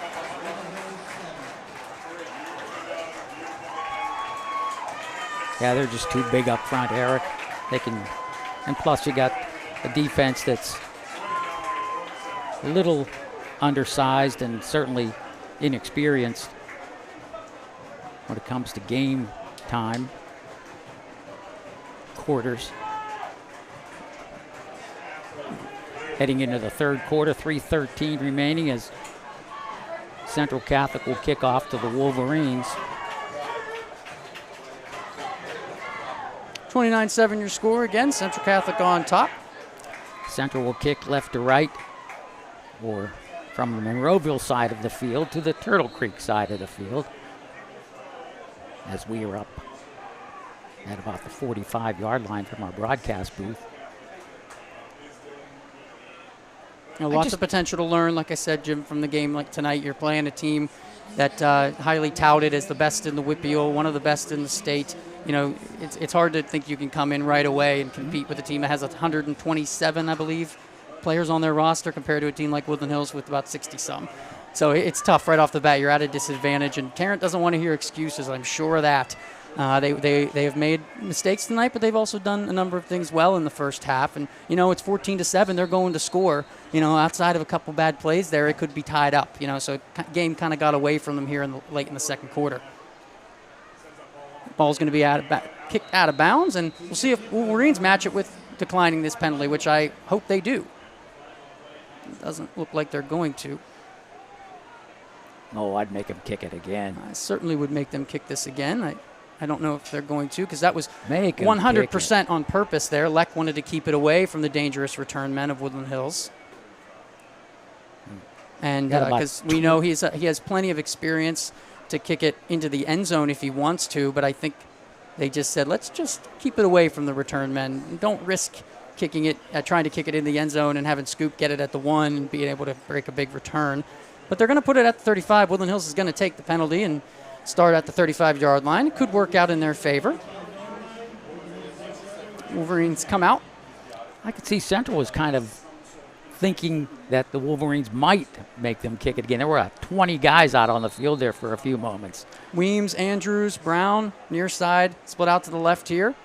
To Walters left, give up the gut to Jones. Gain of about 3 there. I do think, Jim, that Sadler is being very conservative in this game on purpose. I think he knows this is a week 0 game. You need to learn together as a completely new offense and probably a new playbook completely. He doesn't want to throw too much at them too fast. He also doesn't want to put too much out there for conference opponents to see, because you don't want to show your hand in week 0. Exactly, and it's not the worst thing in the world to do that for Woodland Hills, because again, this game means nothing toward the playoffs. So you don't want to show too much, but you want to work some things out. Like you said, he's thrown in the Wildcat there. He's thrown in a little bit of power pistol, which we didn't see much last year. So definitely working in some new things. I think I peaked twice on deep balls. You can't coach that.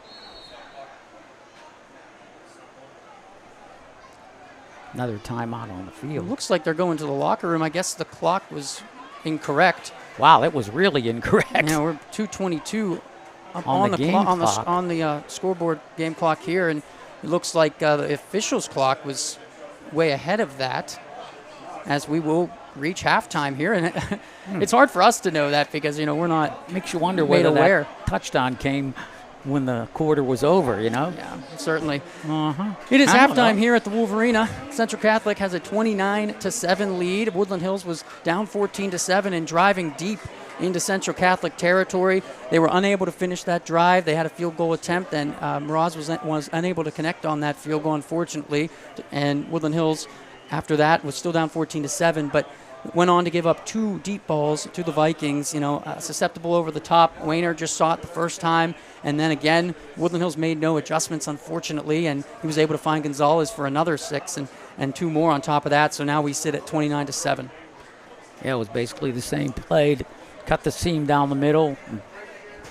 Wayner just kind of laid it out there for the receivers, and they hauled it in a couple of yards behind the defensive backs for Woodland Hills. Otherwise, it was fairly closely played, Eric, for the first 3 quarters. Right, plus. You got to give the Wolverines a lot of credit. I agree. They played very tough for the majority of that first half, and those 2 touchdowns coming pretty late in the second quarter there, and you only hope that they can recollect themselves in the locker room and come out and fight. And, they have a high mountain to climb here against the Central Catholic team, but you want to just see progress. It is week 0. You want to see what they can come out and do here for the second half. So, again, 29-7, Woodland Hills down against the Central Catholic Vikings.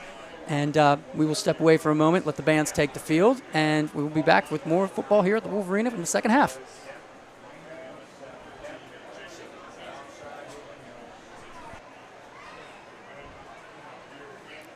Back here for second half action at the Wolverina.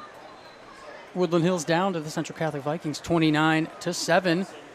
That's where we sit right now. And Jim, we talked about it a little before the end of the first half, and unfortunately, Woodland Hills was so close to tying the game, right on the outside of actually they were inside the red zone, going in to score to maybe tie the game at 14, but then things just fell apart from there. Unfortunately, they were unable to connect on a field goal attempt. Central drives down, 1 deep ball, no safety help over the top. Woodland Hills gets burned. Then Woodland Hills goes for the conservative, run the ball up the middle a couple times, unable to get a first down. Lehmeyer had saved his timeouts, did the right thing, calls all 3. Woodland Hills has to punt. Not a very good punt. Wayner right over the top again, this time to Gonzalez. Easy, 6 points plus another 2. We're at 29-7. It's just 2 deep balls really is the big difference in this game. Of course, Central has played better overall, but Woodland Hills has done a number of things right. Just a shame to see that they have to be down right now, 29-7. Scoop makes the catch in the end zone, but again, that tough high school rule, you can't bring it out of the end zone. And it really hurts teams like Woodland Hills that have great return men when you have a great kicker like Billy Leck on the opposing team who can make it to the end zone repeatedly. But it's a touchback. That's where we'll start 1st and 10 for the Wolverines. And I guess the clock is most likely going to stay in the hands of the ref. Right, and I hope they would change the quarter at least, because right now we're getting second quarter, but That's why we pull from the scoreboard there on our scorebug here on the Woodland Hills Football Network. That's why you're seeing zeros and second quarter. That's not on our side, unfortunately. But 1st and 10 from the 20-yard line. Cam Walter out there in the pistol formation with Brandon Jones. Walter takes the snap. He fakes the give, and he's going to have over the top Corday Weems. Great catches. Corday Weems makes one man almost miss down to the 45-yard line. Caught along the sideline there by Weems and totally faked out the Central Catholic Vikings. Jaden Thrift with the tackle. But, that's what we want to see from these Wolverines. You can see the skill and the talent right there in front of you, Right there, Walter pulls the ball out. He has all the Central Catholic Vikings sucked in on that play. And you saw what he was able to do. He found Corday Weems wide open along the sideline. Big play there for the Wolverines coming out of the locker room all the way down to the Vikings 44. 1st and 10.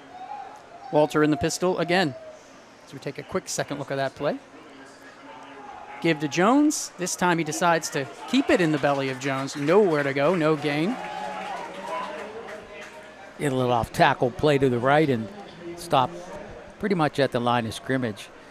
He might have forward progressed it out to about a yard gain. They will indeed give him a yard, Jim, up to the 43.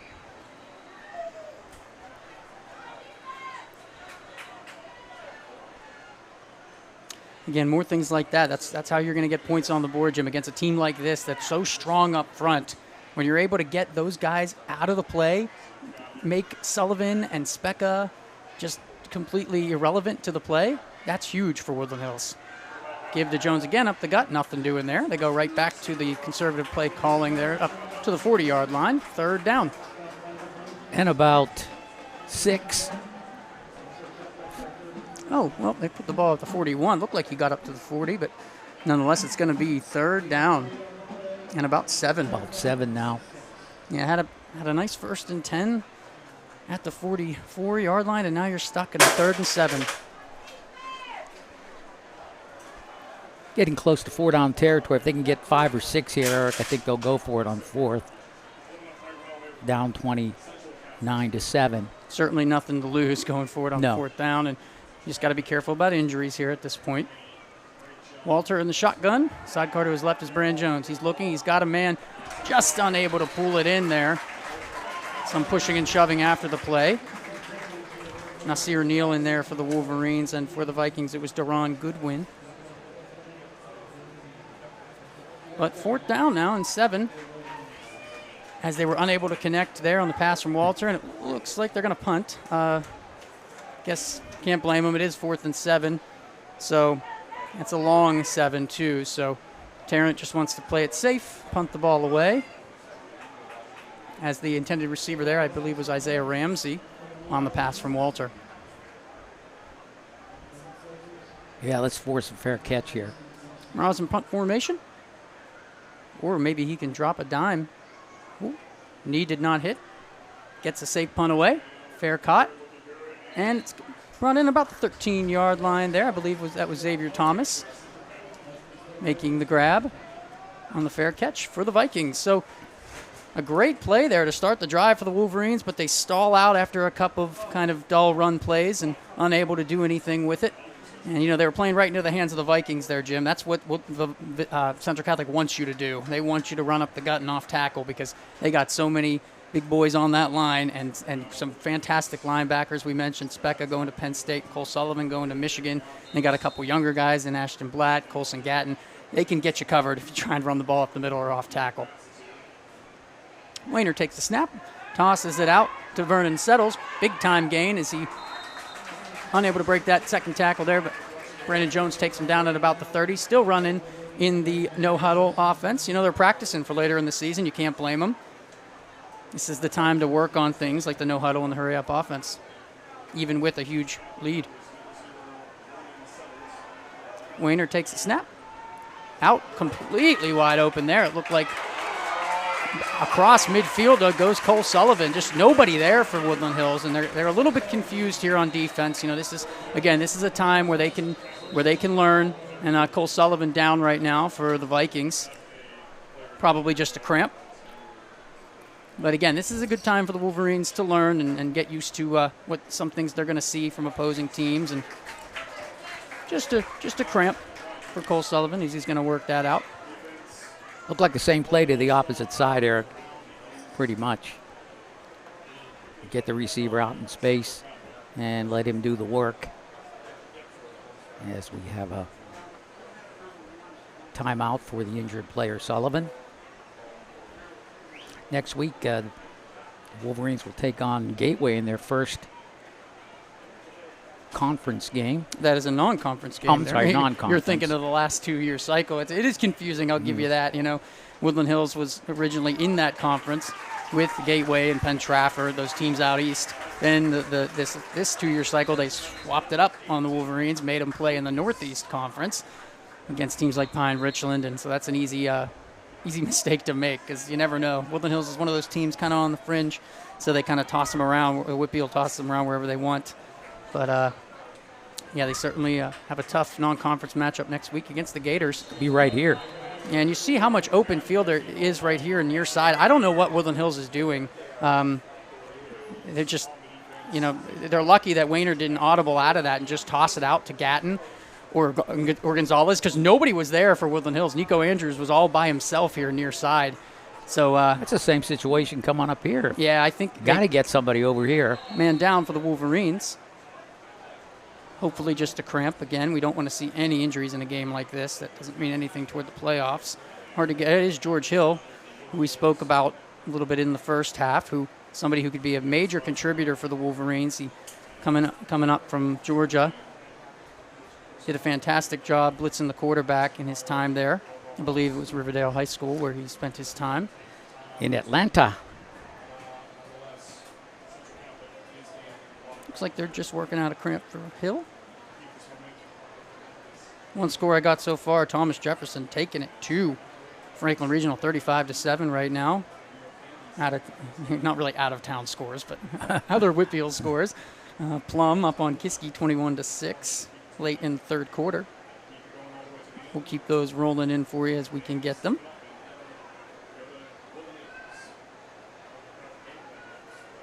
Good to see that the score bug made the appropriate changes and we able to have the third quarter even though we don't have a time. That's a big thank you to our director and executive producer, Larry George, who made that change on the fly. He can he do it wouldn't all. want me to mention his name, but he is the He can do it all. The engine behind the Woodland Hills Football Network. My goodness, Taking a yes. moment to acknowledge Larry and Joe Slick, one of our main camera operators, loyal Woodland Hills man. In addition to some newcomers, Jeff Dotson running replay, doing a fantastic job and the first time doing something like this. Jason Ritchie on camera, also doing fantastic in addition to Cam Akins. All across the board, we're seeing a great operation being put together by the new Woodland Hills Football Network tonight. Wayner? Why not? On the wide receiver screen. Yeah. Just nobody there. Taking it in for a touchdown as Central Catholic Vernon settles. A play like that, it took so long to develop, and Woodland Hills just snoozing there on defense a little bit. And like we said, it's you got to take your lumps tonight. You hope that they can learn, watch some film, and make sure they don't make mistakes like this down the road because, again, this is going to really cost you if you're continuing to make mistakes like this come conference play. We could kind of see it up here, Eric. You had 3 wide receivers for Central Catholic, and you had 2 backs trying to defend those 3, and actually 1.5 because the defensive back pinching towards the middle of the field. There was no way you're going to stop that. Extra point. Up and good for the Vikings. Makes it 36-7 here at the Wolverina. Just making it look easy right now. Woodland Hills just not really offering much on defense. And, it's hard right now when they have to have their assignments that they're given. And they're just unable to get much pressure on Wayner given the 4-man rush. No linebacker help. And when the linebackers are stuck in the middle as they are, and there's not much help on the outside, Wayner can easily just see that, toss it out to his man Settles. All he needs is one block, really, and no matter how much speed the Wolverine defense has, they have too much ground to make up to catch Settles on the outside like that. So unfortunately, that cost the Wolverines. 36-7 is your score. Settles got some speed of his own. He was able to quickly get by the defensive backs and the corners and streak into the end zone for a pretty much untouched touchdown. Peters Township on top of Fox Chapel, 35-0, and I believe that one is just about to go final. More likely a mercy rule there. Just hit the mercy rule, yeah, 35 points.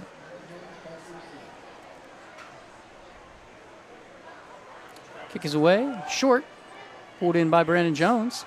A little bit of room over the left side, but they're going to get the Wolverines for a penalty there. Yeah. Another one, 2 penalties there. One came in late, so probably 2 different penalties. We'll see. Now, if I were the central coaching staff, I'd let that young man have it. Behind Richland down 28-7 to Pickerington North. Very strong team out of Ohio. Behind Richland facing a very tough challenge in that game as they did last year as well. But a credit to them as well. Oh, of course. Yeah, you can't blame John Ladon taking on a big challenge. It helps a team. Look what happened to them last year. Had a tough start against that same Pickerington North team. And obviously, again, like I said, lost the game to Penn Hills. But they regrouped and went on to win the Whitfield and the state championship. So, Woodland Hills is very early, obviously, having a tough time at it tonight. But they have a lot of time in this season. They got plenty of talent on the field. Does the Woodland Hills Wolverines, and plenty of time to get used to things. And I'm not sure why this needs to happen here down on the near side with the Central Catholic coaches. All this discussion with the refs. 36-7 your score, and they continue to complain and whine. But Woodland Hills gets backed up as a result. I think the officials a little bit intimidated. I thought there was a late hit. Well, yes, there is that. They did, but it looks like they're still moving. Going to walk that off, and then, okay. Yeah, they're going to do the old walk back and then walk off the other penalty. The technical yeah. way of doing it. Central next week takes on St. Ignatius in Cleveland, Ohio. Ohio, another powerhouse state for football. Ranked 27th in the state of Ohio for this year, so that certainly is strength of the state of Ohio. Walter in shotgun. Got a man open deep. Looks like it might be a little too far. No, not a great grab there. The Wolverines there along the sideline. Looked like it might be overthrown. I think it was Simeon McCoy, number 8 for the Wolverines. It can be difficult to see those numbers. But on the monitor, yes, definitely number 8, Simeon McCoy. Great grab there for the Wolverines. Airing it out, and I think, Jim, that's what Woodland Hills just needs to do. Use your strength. That is Cam Walter's arm, his ability to move, get out of the pocket, get away from the pass rushers, the strong pass rushers of the Central Catholic Vikings, and use his arm and his strength and get it out to those very versatile receivers that the Wolverines have. Penalty here on the play. Looks like something on the Wolverines. He didn't make. Did not see him give a signal as to what the penalty was, so I'm not sure what it could be. They weren't even set for a false start or anything yet, so not quite sure what that was. I didn't see anyone come in as an illegal substitution. They hadn't made it into the huddle break at that point. Yeah, We'll see if the referee. Bit of a head scratcher. Another score for you. Shaler up big on Butler, 38-0 in the fourth quarter right now. And as we talked about, Shaler, a team with plenty of returning starters. They're going to give some teams some major headaches this year. Back in the Wildcat, Brandon Jones takes the snap. Not much doing up the middle there as he's going to get stacked up for probably a gain of 1. They'll give him some forward progress there. Yeah, a bunch of white shirts there. Met Brandon right at the line of scrimmage.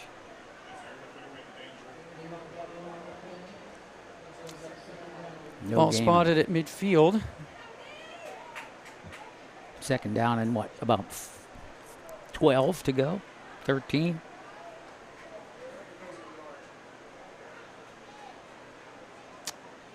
Wolverines break the huddle. Cam Walter controls the offense here for Woody High. In the shotgun. Sidecar to his right.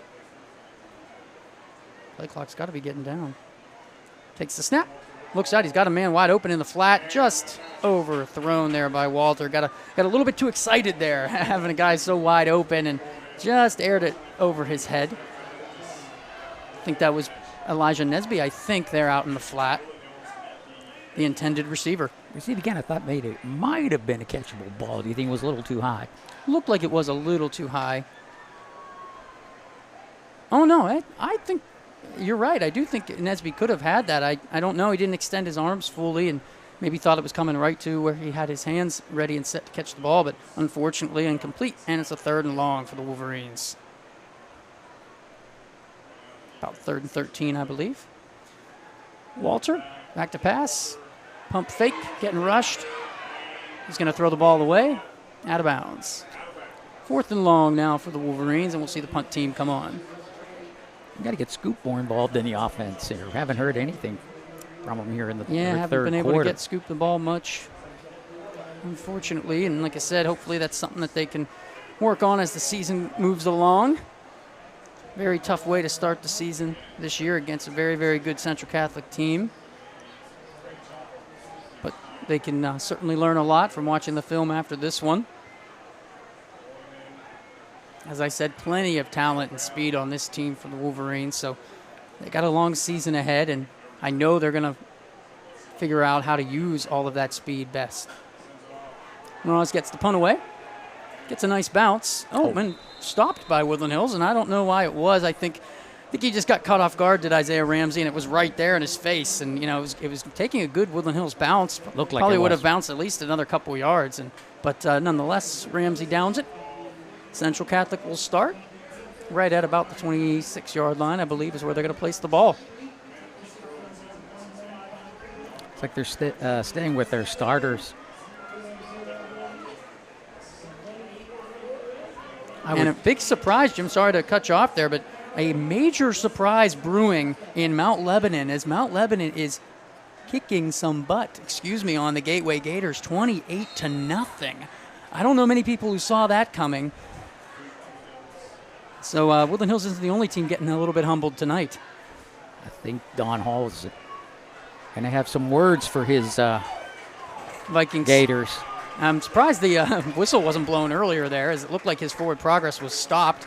Pile kept moving, and, in high school you're not allowed to do the push the pile method that you're allowed to do in the NFL. I think that the refs may have missed that one. I'm not quite sure. I didn't get the best look at it. I didn't see if anybody was actually deliberately pushing the pile, but they were kind of moving it along, and it may have just been one of those situations where they felt the legs were still moving and churning. No, 54 is pushing the pile. That is an illegal play by Central Catholic. They should have blown the whistle. It's okay. Yeah. At this point in the game. This may have been 64, actually. Roman Kane, I think, was the guilty party. It was either Roman Kane or Anthony Shovlin. Both starters on that strong Central Catholic line. Taken down quickly there. It's enough for the first. By Jaden Estes. We'll move the chains, but promising tackle there. Good to see those things happen. Even though it was a first down, Jim, it is nice to see the defensive line getting some pressure. Again, another give up the middle. Again, a late whistle. I mean, his forward progress is clearly stopped. He's moving backwards, and the refs still haven't blown the whistle yet. That's how people get injured. You just don't want to see that in a situation like this. And, still running that hurry-up offense is Ryan Lehmeyer. He's getting plenty of practice for his Vikings. Wayner with Senior Brooks in there at tailback, the freshman. Another first down for Central Catholic as Brooks fights forward for extra yardage. Down to about the 43-yard line. Looked like one of the Vikings might have come close to face mask there. But looks like a timeout for Woodland Hills. Sorry, Jim. Yeah. And if we have a moment here, I think if we can take a look at the WPIAL 5A preseason rankings here coming into week 0.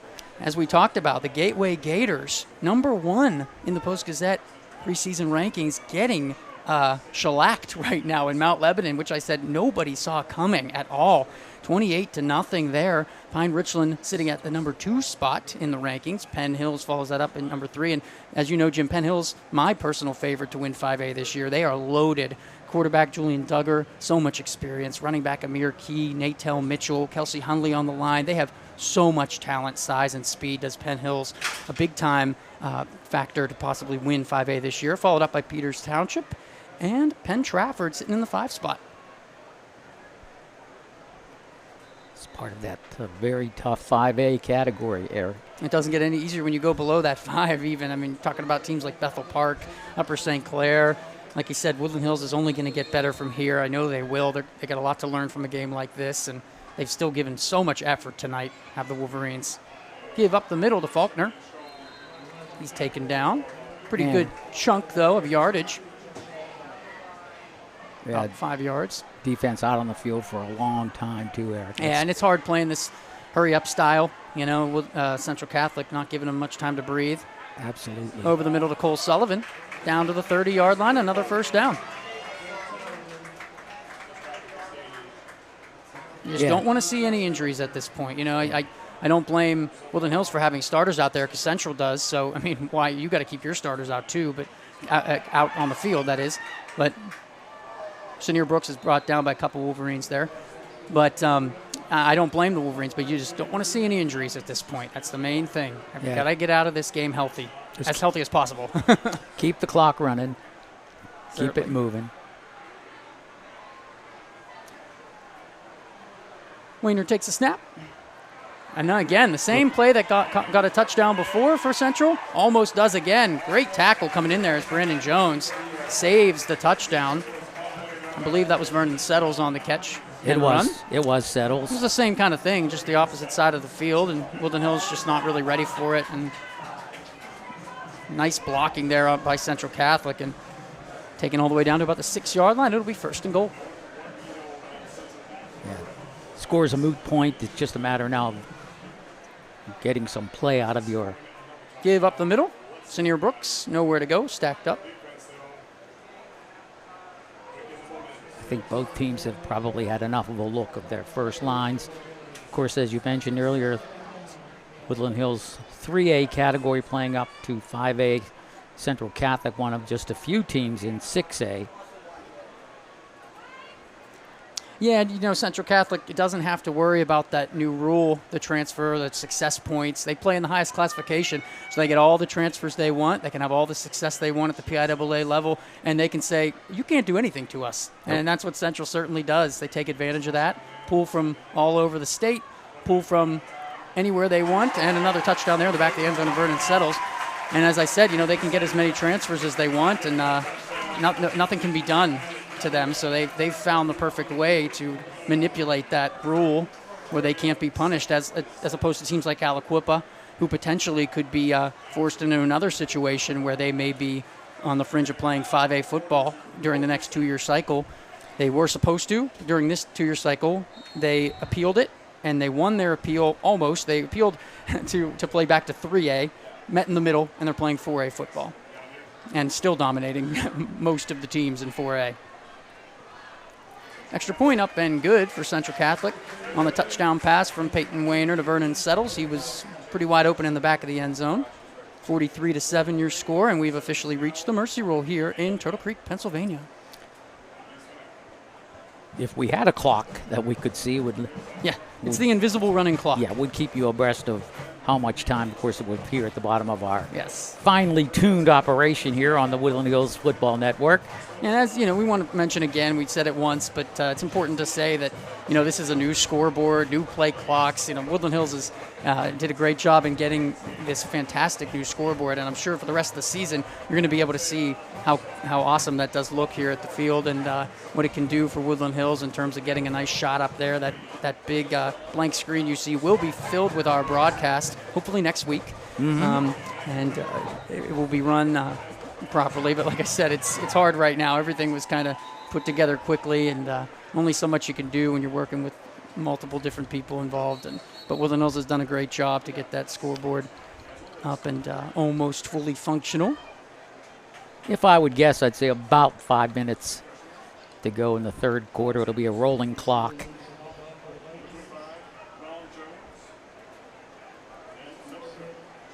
Albeit not moving during timeouts, obviously.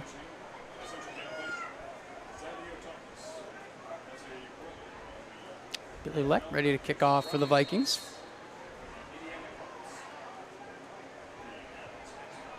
Kicks it short.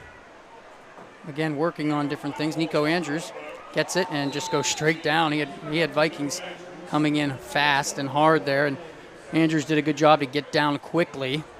Didn't have much time as Billy Leck put a perfect little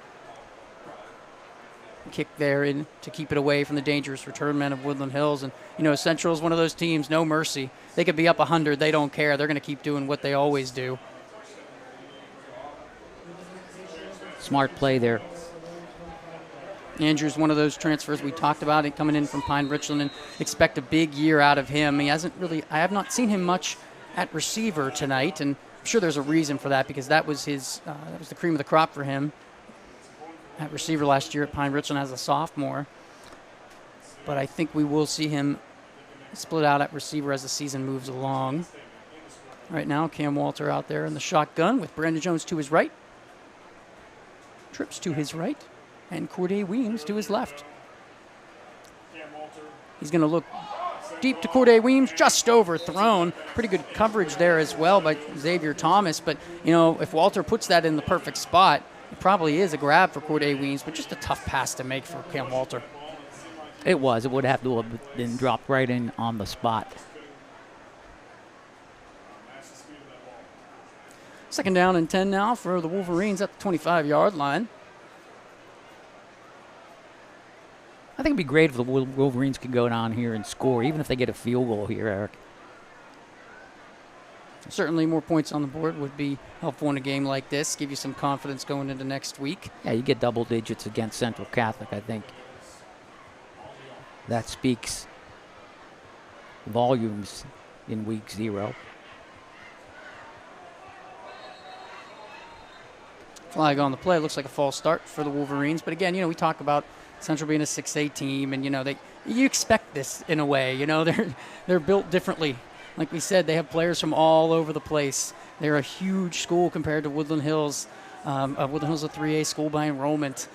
Central Catholic 6A. Yeah, so it's things like this are going to happen. How many times do you really see a 3A school playing a 6A school?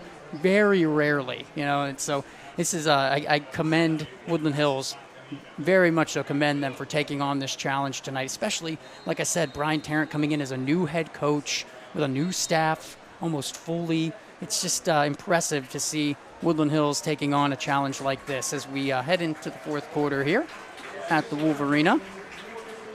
We'll certainly try to get some more scores for you. Like we said, the surprise of the night, because as I mentioned, not a major surprise here is this game tonight. I think more people expected it to be a little bit closer. However, we got away from the Wolverines late in the first half, and they haven't been able to gather themselves and get back into the game at any point. But the big surprise over there in Mount Lebanon is that Mount Lebanon has taken it to the Gators 28-0. I'm not sure exactly how it happened, if there's anything strange going on, if Don Hall pulled some starters or what.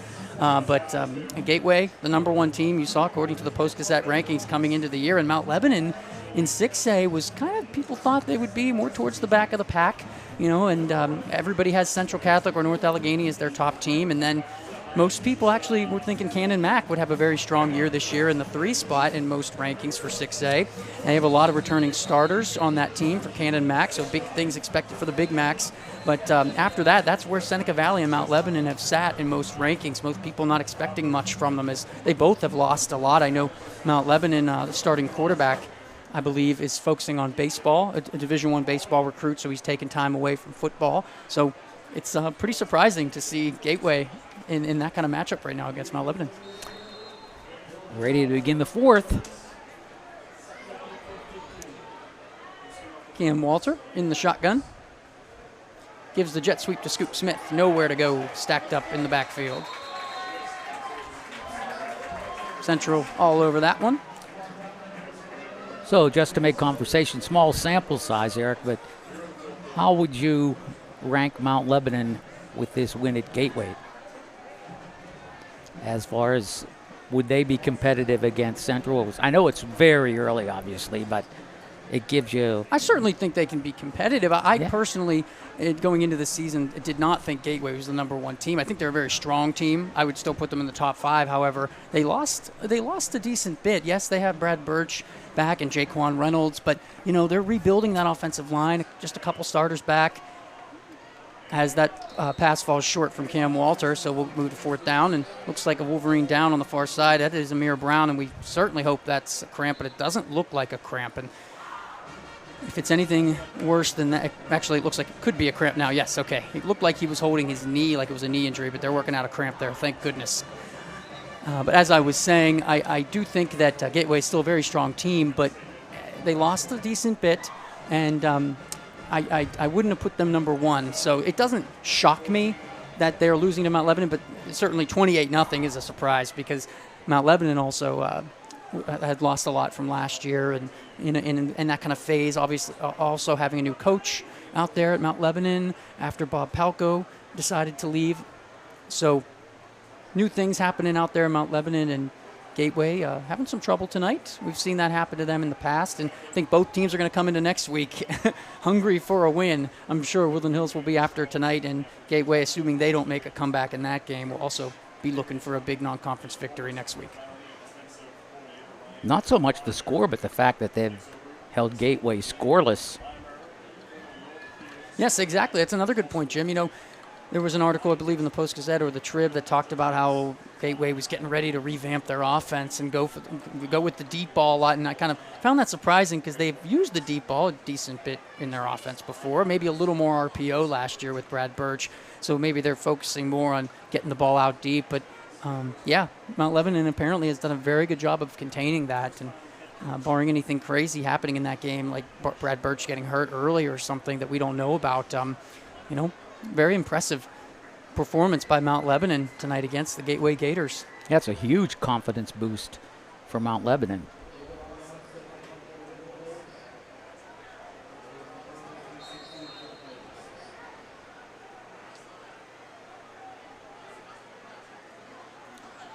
Punt formation for the Wolverines. Mraz gets it away. Looks like it was maybe partially blocked. Going to take a bounce to about the 49, and that's where the Vikings will start their drive here in the 4th quarter. Looks like Weiner has his helmet off, so.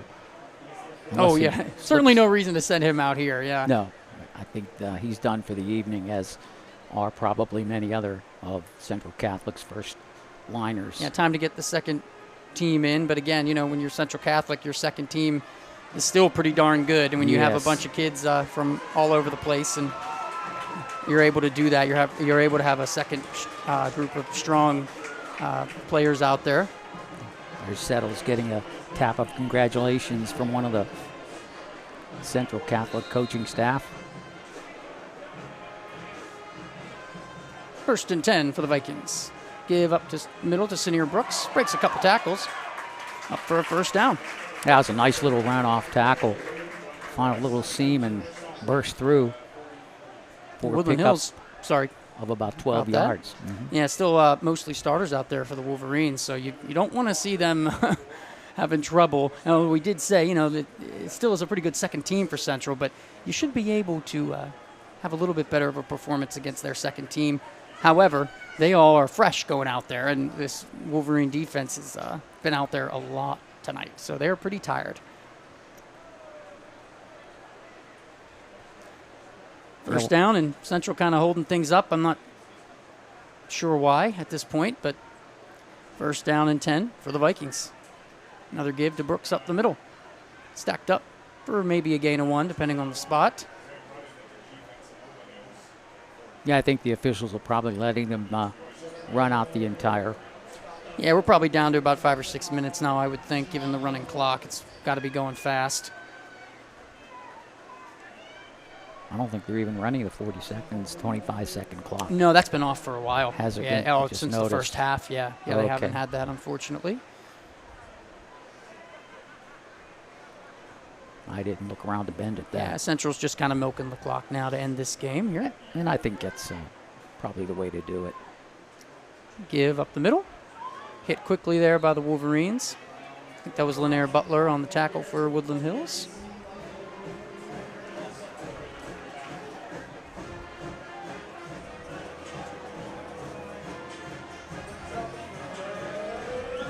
getting into the backfield quickly there. Well, I think the Wolverines did a lot of things right here this evening. They're certainly going to go into the film and take a look at some of the things they didn't do so well. Yeah, and like I said, the offense has a lot more to show that they didn't show tonight, and I think that was smart by Cam Sadler. You didn't want to show too much, put too much out there early. He's done big things in his offensive coordinator career, especially at Penn Hills, and now coming over here with all the talent and speed that he has, you're going to see it. You don't want to see it too early. Oh, Zykir Moore almost taking that for a pick six. I think saw the green in front of him, got a little too excited, and was unable to pull it in for an interception. It'll move to 4th down for the Vikings. Probably just a few minutes left in this one. But yeah, as you said, Jim, many things you can take from this game if you're Woodland Hills. I think a lot of things done right that you can continue to build on. The things that were done wrong and the mistakes that were made, you certainly can fix those in practice, and you have a couple more non-conference games to iron those things out.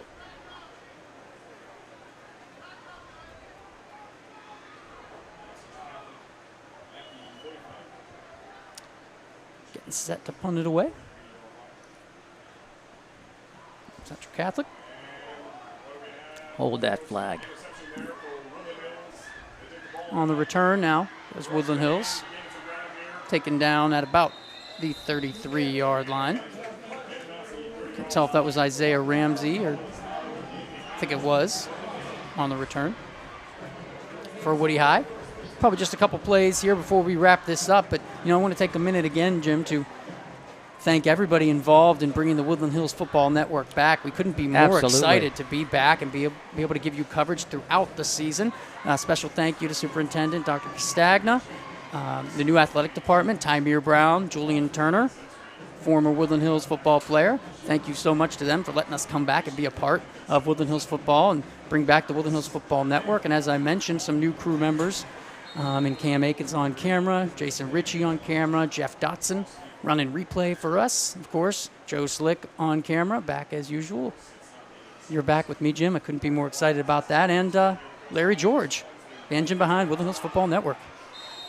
So since I did 3 games with you a few years ago, am I still a rookie? Do I have rookie status, or am I a vet? I noticed I didn't call you a newcomer. Okay. I don't know if you're quite a veteran, but not quite a newcomer either. Would you call me a journeyman? Definitely. Maybe when it comes to harness racing broadcasting.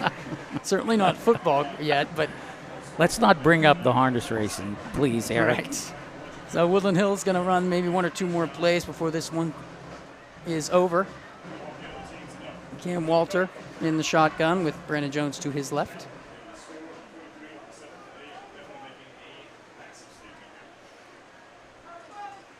Takes the snap. Gets it out to Scoop. Scoop. Making 1 or 2 men miss. Nice little spin move there. Gets out of bounds for about a 7-8 yard gain, it looked like. Hey, he's a player, I'll tell you. Oh, Scoop will never stop driving and working hard. And he's one of those guys, he'll give it his all every single time he's out there, no matter if he's touching the ball or not. I remember specifically a play against Franklin Regional in the playoffs when Frankie Keys broke that big touchdown run. Guess who was right alongside him, running from all the way to put a block on Aiden Hudock? That was Scoop Smith, running all the way and showing that effort. He always does it, and that's what makes him such a great contributor to this team. And again, Cam Walter, a sophomore, Scoop Smith, a sophomore, Zykir Moore, a sophomore. Team is very young, so much potential. Scoop comes back, makes a great catch on that one. Just a great adjustment there along the side.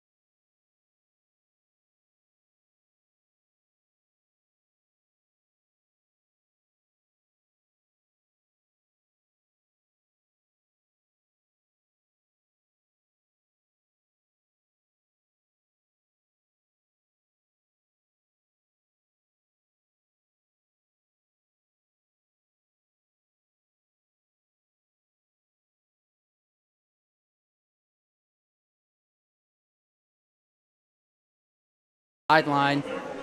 In coverage for the Vikings was J. Ross Shubinski. I think that's correct. I apologize for the pronunciation.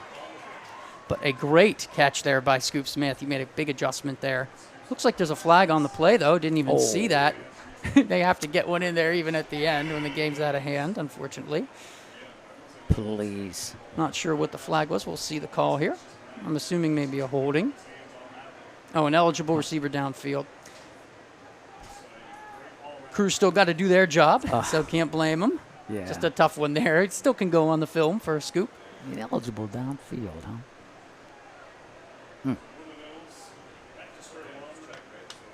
So it'll be second down for Woodland Hills. Again, not sure how much time is on the clock, but it's got to be getting low at this point. Let's see. Come back to Scoop here. Certainly a frustrating night for the Wolverines, but you hope that they use that frustration in a good way to come back even stronger next week against Gateway. Walter in the shotgun, looking over the middle. He's just going to tuck it and run it. Just got to be careful and go down with the slide, or there, which he does. Yeah, certainly don't want to have any injuries. Nice run by Cam out to the 41. Yeah, we had Scoop on the brain. Yes. Got to give some love to the linemen tonight, too, for the Wolverines. You know, a lot of new starters along that line. Pierce Cannon at tackle missed so much time in his Woodland Hills career due to injury. It's wonderful to see him out there finally on that line for Woodland Hills. I think he's going to develop into a very good lineman for Woody High this year, along with guys on the line like Nasir Neal. He started all last year. It's great to have him back. Dom Wilson at center. I know he was working hard all offseason to get involved on the line and play a major part of that offensive line. Jaden Estes as well on that offensive line. Antonio Nash, one of the main leaders at left tackle for Woody High on the line as well. Nice little run. Yeah, Elijah Nesby, nice hard run there. Up the gut. Picked up about 6 on the play.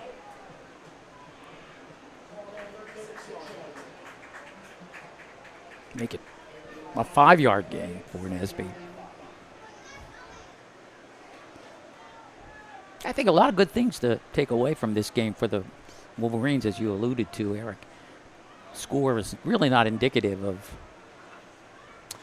Right, as we talked about, you know, before it was 14-7, Woodland Hills was going in to score inside the red zone, and obviously that drive stalled out, a missed field goal inside the red zone, and then a couple deep balls by Central, and that was it before halftime, 29-7, and just got out of reach. So the breakdowns occurred.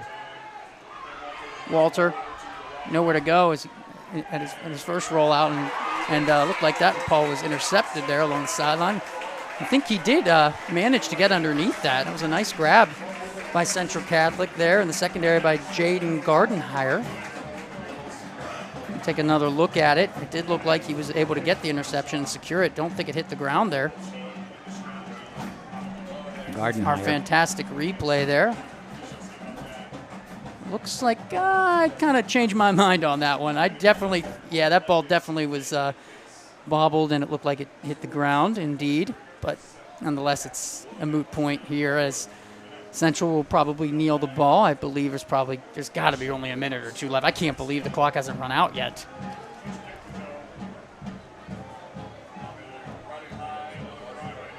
Gardenhire out.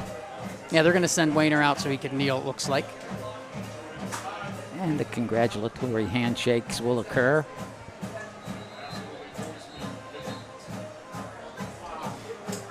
Lots to look forward to for this Wolverines season. As I said, it was a frustrating night tonight, but it's only one game. They got 9 more in the regular season and some big ones coming up. Gateway next at home. Again, Penn Trafford at home. So Woodland Hills starting at the Wolverina for 3 straight games. Got to use that to their advantage. It'll be a big one next week against the Gators in non-conference play on Friday night, right back here in Turtle Creek. Wayner takes the snap and kneels it, and that should do it tonight. And like I said, I'm sure that Terrence's going to get in there and have a really nice, tough week of practice for Woody High because, like we said, there's a lot of good you can take from this game. And, you know, as we said, you know, the enrollment is so low for Woodland Hills right now, being a 3A school, but they have so much talent still on this team, and you're going to see it slowly morph into a very, very, very good team as the season goes along. I think Cam Sadler is really going to show and flex his muscles as offensive coordinator as the season moves along. I think Chris Edmonds has got a lot to work on with his guys on defense, and he's been such a main part of Woodland Hills for so many years, has Chris Edmonds, and I think he's going to find a lot in watching this game tonight that he can improve, and we can use that and harness that frustration into something good tonight for Woody High, because like we said, it was a major challenge coming in. I think that it was so anticipated, and so many people thought it would be a very, very good game because of the history between these two teams. For so long, they were both Quad A. Before the Whitfield followed the PIAA into 6 classes, these two teams were Quad A teams, close in enrollment, had so many tough battles across the years, especially with guys like Steve Bresson and Ryan Mundy in there over the years. But now things are starting to change. Woodland Hills, unfortunately, the enrollment is going down, but this football program is staying as one of the top priorities, and you see how the new coaching staff is able to do that and keep it very important for the school and for the district, and they're only going to get better from here on out, Jim. Oh, I think both coaches have a lot of positive to take out of this game this evening, and kudos to Woodland Hills for taking on Central Catholic in week 0. They could have scrimmaged or maybe taken on a lesser competition, but they chose to go right to the top in Central Catholic, and the score indicates that. But as I mentioned previously, both teams have a lot of good to take out of. I'm sure Coach Tarrant will probably want to accentuate more the negative than the positive and not give any false hope, but nonetheless, there were some sparkling moments for the Vikings and some equally sparkling moments for Woodland Hills. Just some major breakdowns on defense for the Wolverines, and 43-7 the final score. Yeah, of course, it unfortunately remains that Woodland Hills has been unable to beat Central since 2009. Like I said, there haven't been that many meetings since then between the two. I think the last one was in 2015, the days of Miles Sanders lost that playoff game against Central. But this was the first matchup in about 8 years. So that streak will continue, unfortunately, for Woodland Hills. But as we look through some of the highlights of tonight, put together by our replay operator, Jeff Dotson, you can see how some of these plays, these big plays towards the end of the first half, really hurt the Wolverines. Over the top, Sasic there for that touchdown, and the next one to Peter Gonzalez, and just one after another there really was, I think, the nail in the coffin as Woodland Hills got down by 29-7 there at the end of the first half, and came out strong in the second half at first, but kind of fell apart. Central scores a couple more times to finish off the game 43-7. But again, we look forward to next week. We will be right back here. Tonight we were exclusively on Facebook streaming, but next week we should be back on YouTube as well. So we should be available on YouTube and Facebook through live streaming next week with the Woodland Hills Football Network. So Jim, happy to have you back, of course, here for Woodland Hills. And as we look forward to next week, again, Gateway, pretty sure they suffered a defeat to Mount Lebanon, so both teams are going to be coming in ready for a victory. So it should be very interesting next week as we welcome Gateway here in Turtle Creek, somewhere that they're very familiar with. We're very familiar with Gateway as well. And we hope that Woodland Hills is able to kind of iron out the mistakes they've had tonight. And we'll see what happens against Gateway next week. Yes, anything you're looking for in particular against Gateway? Well, I'd like to see Scoop get more involved in the offense, certainly for Woodland Hills. And the first offensive play, or near the first offensive play of the game, he was able to take the ball and go the distance with it after it passed to the outside. We got into the open space, so that for sure. And we'll see what we have to offer.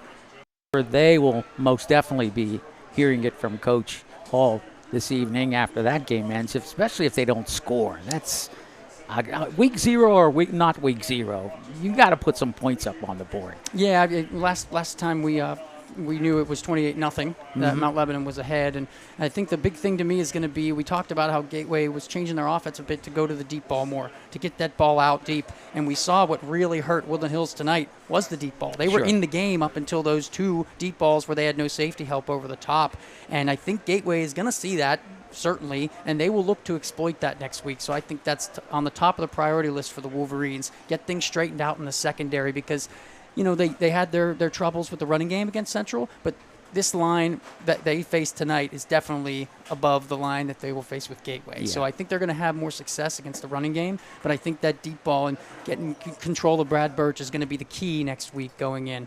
But we look forward to that again, and we want to thank everybody involved with the Woodland Hills Football Network here and everybody who helped make that happen. And we will see you next week as Woodland Hills gets set to take on Gateway. But again, tonight, frustrating loss for the Wolverines as they fall to Central Catholic 43-7.